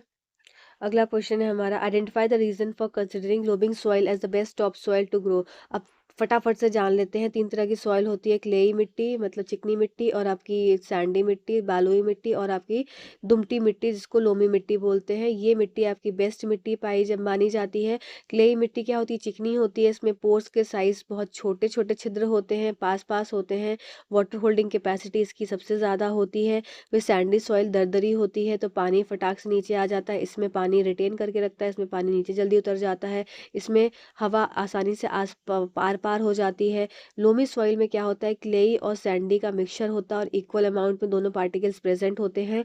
ये बेस्ट सॉइल मानी जाती है, इसमें मैन्योर प्रेजेंट होता है। ठीक है, फिर नेक्स्ट देख लेते हैं कि कौन सी स्टेटमेंट सही है। 19th में, it has nearly same amount of large and small particles, तो ये बात सत्य है। It is good water holding capacity, ये भी ठीक है। It has humus in it, ये भी बात सत्य है। फिर it is heavy and has little air, ये बात गलत हो जाएगी। इसके पास ये दोनों की मिक्सचर होती है, तो इसलिए इसके पास सब चीज़ें अच्छी अच्छी हैं, तो कोई भी नेगेटिव पॉइंट इसका नहीं है। तो आपका option number A B C आपका करेक्ट उत्तर हो जाएगा ऑप्शन नंबर 1 में। इसको हिंदी में देख लेते हैं कि पौधे में उगने के लिए दुमटी मृदा को उत्तम ऊपरी सतह मृदा माने जाने के लिए कारण की पहचान कीजिए। इसमें लगभग समान मात्रा में छोटे एवं बड़े कण होते हैं, तो बात ठीक है। इसमें जल धारण क्षमता उत्तम होती है, इसमें खाद्य ह्यूमस होता है, तो ऑप्शन नंबर आपका फर्स्ट करेक्ट उत्तर हो जाएगा। अगला question, identify the plant with unisexual flowers. ये क्वेश्चन भी बार बार रिपीट हुआ है, तो थोड़ा ध्यान देंगे। ये जो पपाया है देखने में गंदा सा लग रहा है, तो ये आपका क्या हो गया, यूनिसेक्सुअल हो गया। जितने भी बायसेक्सुअल फ्लावर्स हैं मैंने आपको बताया है, द्विलिंगी पुष्प, जो द्विलिंगी पुष्प होते हैं ये आपको याद रखने हैं। जितने सुंदर सुंदर फूल हो गए, रोज हो गया आपका, मैरीगोल्ड हो गया आपका, फिर आपका सनफ्लावर हो गया आपका, तो जितने भी सुंदर चीज़ें देखने में है, पेट्यूनिया हो गया, मस्टर्ड हो गया, तो ये जितनी सुंदर सुंदर चीज़ें हैं, सुंदर सुंदर फूल हैं, वो आपके बायसेक्सुअल हैं। और जो आपके ठीक ठाक है, जैसे पपाया हो गया, साथ में आपका यूनिसेक्सुअल का एग्जाम्पल कुकुम्बर हो जाएगा। फिर आपका करेला हो जाएगा, करेले का पौधा। फिर आपका वाटरमेलन हो जाएगा। फिर आपका पम्पकिन हो जाएगा, कद्दू हो जाएगा। ठीक है, तो ये सब क्या होगा, यूनिसेक्सुअल फ्लावर्स होगा। चलिए अब जल्दी से कर लेते हैं 10 क्वेश्चन बचे हुए पेडागोजी के सॉल्व। फिर हमारे 2 सेट कंप्लीट हो जाएंगे और आप लोग प्रिपेयर हो जाएंगे फाइनल एग्जाम देने के लिए। सबसे पहला क्वेश्चन देखते हैं। आपको सही स्टेटमेंट का चयन करना है। और स्टेटमेंट क्या है कि वैज्ञानिक अपनी समझ को सावधानी पूर्वक लिखित पत्रों, पोस्टरों और रिपोर्टों द्वारा सार्वजनिक करते हैं। तो ये बात तो सत्य है कि ऐसा होता है।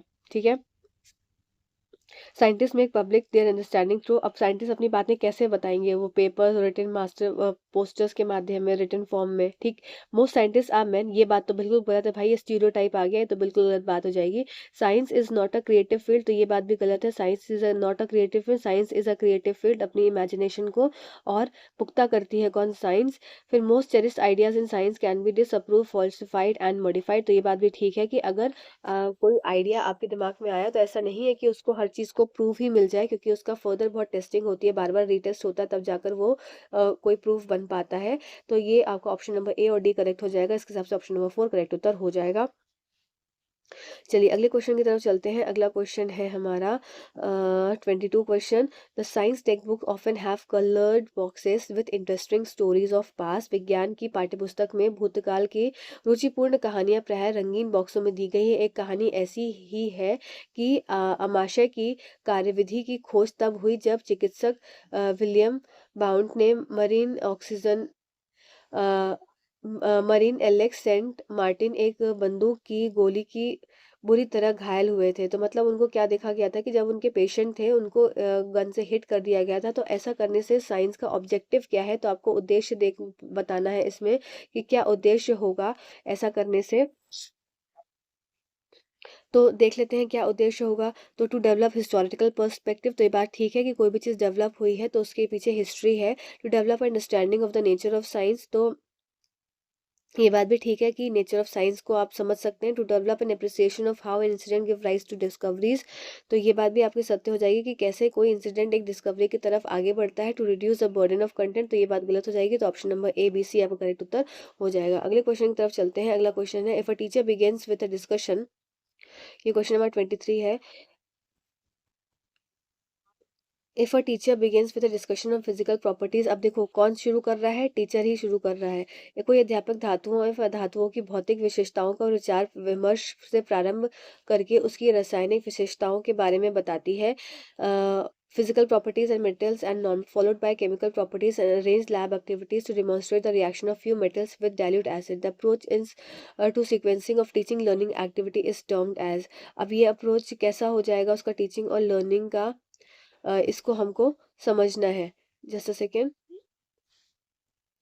तो ये अप्रोच हो जाएगा आपका, ये आप अप्रोच आपका निगमनात्मक विधि हो जाएगी, डिडक्टिव अप्रोच हो जाएगा। क्यों? क्योंकि इसमें सब कुछ टीचर ने पहले ही बता दिया, और पहले बताने के बाद पहली बात तो ये टीचर सेंटर्ड अप्रोच है, क्योंकि टीचर ने खुद ने सब चीज़ें बताई और खुद ने करके फिर दिखाया, इसमें स्टूडेंट का कोई इन्वॉल्वमेंट नहीं रहा। और दूसरी बात की उसने पहले ही डिस्कस कर दिया फिजिकल प्रॉपर्टीज़। तो ये क्या है, पहले उसने थ्योरी बताई, और थ्योरी बताने के बाद फिर वो क्या कर रही है, उसको उसको प्रयोग में लाकर, उसको प्रयोगशाला में लेकर जा रही है बच्चों को। तो ये बात इसका आपका डिडक्टिव अप्रोच के अंदर आ जाएगा। अगले क्वेश्चन की तरफ चलते हैं। अगला क्वेश्चन है हमारा, Malti after teaching the concept of density found that student have not understood Archimedes principle. Malti ने घनत्व संप्रत्यय की शिक्षण के पश्चात पाया कि विद्यार्थियों को आर्किमिडीज का नियम समझ में नहीं आया। उसने कक्षा में कई क्रियाकलाप करने के लिए कहे। उपयुक्त विषय में निम्नलिखित में से कौन सी योजना उत्तम प्रकार से पूर्ण होगी? देख लेते हैं। एक गेंद लें और उसे तेज जल में डालें, लवण डालने और अंतर देखें। क्या हुआ कि take a ball and put in a fresh water, add salt and see the difference. तो ये बात सत्य है कि जैसे ही क्या किया उसने, बॉल को डाला फ्रेश वाटर में, तो बॉल क्या है, वो तैर रही है, वो डूब जा रही है। पर अगर जब वो सॉल्ट डाल दे रही है तो बॉल तैरने लग रही है, क्योंकि क्या हुआ, पानी की डेंसिटी, अब पानी का घनत्व जो है वो बढ़ गया। तो ये तो सही चीज़ हो गई, उसने अच्छा काम किया। फिर taking an empty glass mug and immersing it into water and making children observe the bubbles to rise. अब नेक्स्ट वाले में उसने क्या किया, उसने बोला कांच की एक खाली मग ले और उसे जल में डुबोएं और बच्चों को वायु के उठते बुलबुले देखें। तो ये बात भी ठीक है कि बच्चे भाई खुद से देख के समझ रहे हैं। फिर विद्यार्थियों को स्वयं ज्ञात करने दें कि वस्तु डूबेगी या तैरेगी। ये बात भी ठीक है। विद्यार्थियों को एक खिलौने पनडुब्बी और अभिकल्पना करने दें कि बच्चों को क्या करें, खुद एक सबमरीन बनाने दें। तो ये बात भी ठीक है। विद्यार्थियों को एक लैक्टोमीटर का अभिकल्पना बनाने दें। तो ये बात गलत हो जाएगी कि हम तो अभी डूबने की चीज़ों को समझ रहे हैं, कौन डूब रही है, कौन तैर रही है। ठीक है, बच्चे आर्किमिडीज प्रिंसिपल को समझ रहे हैं। तो आपका ऑप्शन नंबर डी जो है वो गलत हो जाएगा। इस हिसाब से आपका option number A B C correct उत्तर हो जाएगा। चलिए अगले क्वेश्चन की तरफ चलते हैं। अगला क्वेश्चन 25वां क्वेश्चन है, according to NCF 2005 in our primary stage science curriculum which of the following is recommended. आपसे क्या बोला है, क्या चीज़ रिकमेंड की गई? Systematic experimentation need to be introduce to verify theoretical principles. तो जो एक्सपेरिमेंटेशन होते हैं, ये बात तो ठीक है, सिस्टम से चल रहे हैं। पर ये वेरीफाइड थ्योरेटिकल प्रिंसिपल्स, तो ये ज़रूरी नहीं है कि वो सिर्फ थ्योरेटिकल प्रिंसिपल्स के हिसाब से ही चले।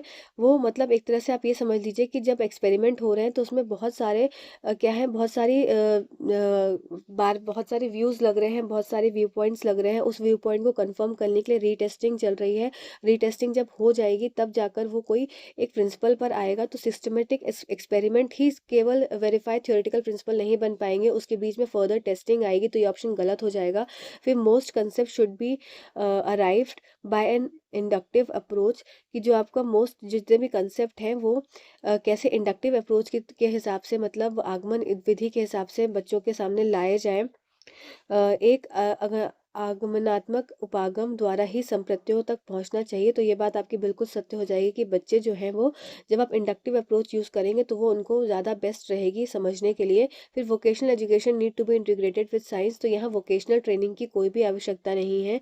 Vocational education need to be integrated with science, ये साइंस के लिए इतना इम्पॉर्टेंट नहीं है। बच्चे प्रयोग करके सीखें और वो समझ बनाए, फिर जाकर वो अपने कुछ कार्य क्षेत्र में उसको इस्तेमाल करें, तो ये भी ऑप्शन आपका गलत हो जाएगा। फिर activities and experiment suggested are inexpensive and use readily available materials. देखो, activities and experiment suggested are inexpensive, तो ये क्या होता है, अगर क्लासरूम में अगर कोई आप मॉडल दिखा रहे हैं, क्लासरूम में एज अ टीचिंग एड दिखा रहे हैं, तो वो आपको इनएक्सपेंसिव हो सकता है। पर जो एक्सपेरिमेंट्स होते हैं वो आपके एक्सपेंसिव होते हैं, क्योंकि जितने भी केमिकल्स होते हैं ये सब क्या है, बहुत महंगे आते हैं। तो ये आपका ऑप्शन नंबर डी गलत गलत हो जाएगा। तो इसके हिसाब से ऑप्शन नंबर डी आपका करेक्ट उत्तर हो जाएगा। चलिए हिंदी में देख लेते हैं इसको, कि व्यावसायिक शिक्षा विज्ञान के साथ समकालीन होती है, तो ये बात आपकी गलत हो जाएगी।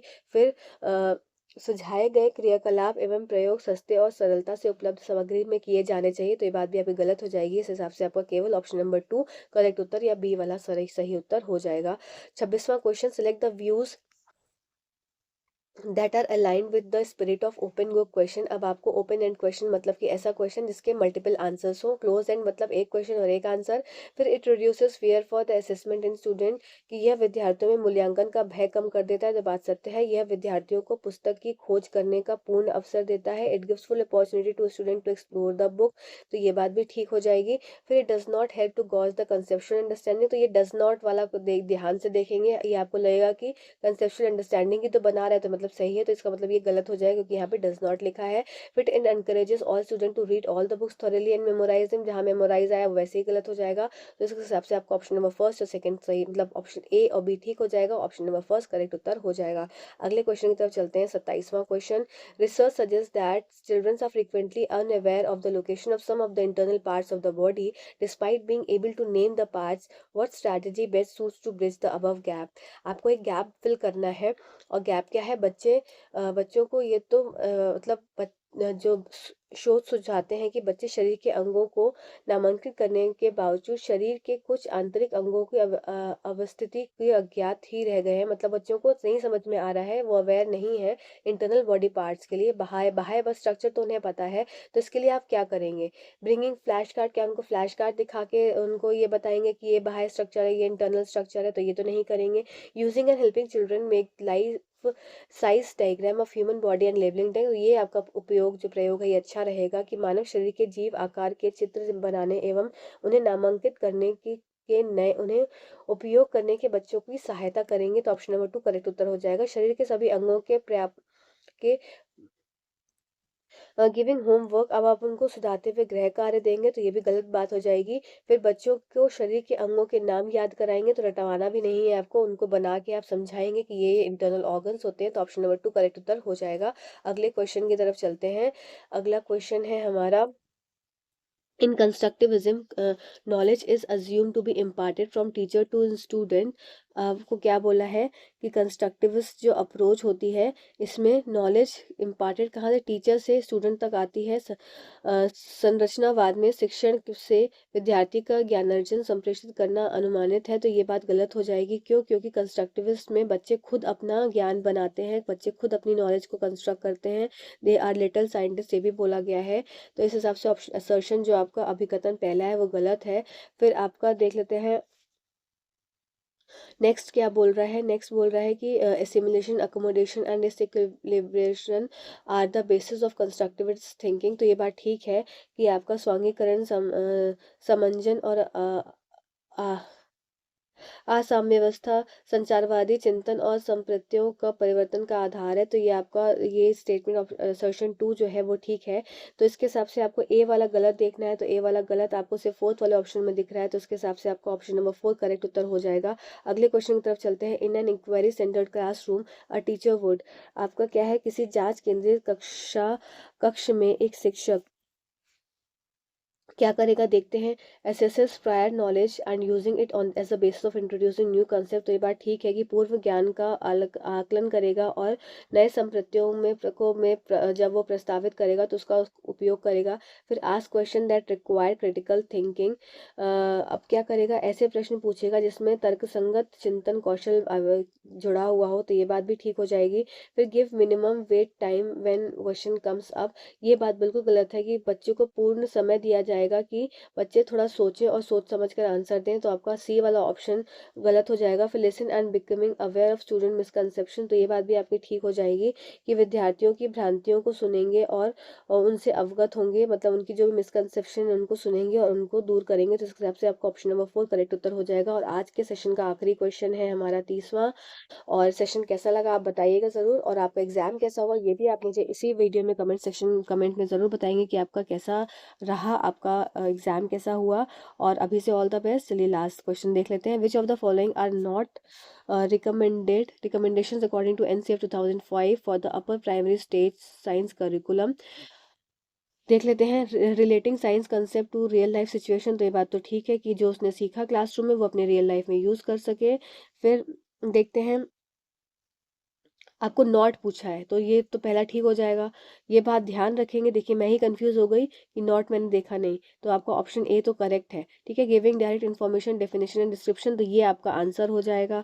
फिर creating situations for student to construct their own knowledge, तो ये भी आपका सही वाले उत्तर में आ जाएगा। फिर doing extended learning and avoiding text book as much as possible, तो ये भी आपका आंसर हो जाएगा कि भाई टेक्स्ट बुक को अवॉइड नहीं करना है, टेक्स्ट बुक को तो करना ही है यूज़, और साथ ही साथ उनकी रियल लाइफ सिचुएशन में नॉलेज भी बनानी है। तो आपके हिसाब से ए और डी जो है ऑप्शन, सॉरी बी और डी ऑप्शन, बी और डी ऑप्शन जो है वो नहीं वाला हो जाएगा। तो मतलब ऑप्शन नंबर 3 करेक्ट उत्तर हो जाएगा।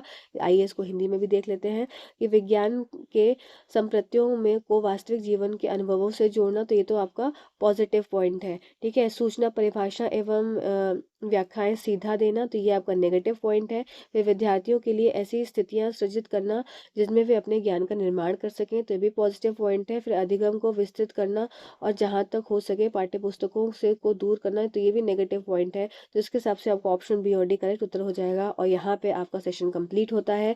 ऑल द बेस्ट फिर से सभी व्यूअर्स को। आपका एग्जाम बहुत अच्छा होगा, आपको सब आता है। Thank you so much for watching this video. Thank you.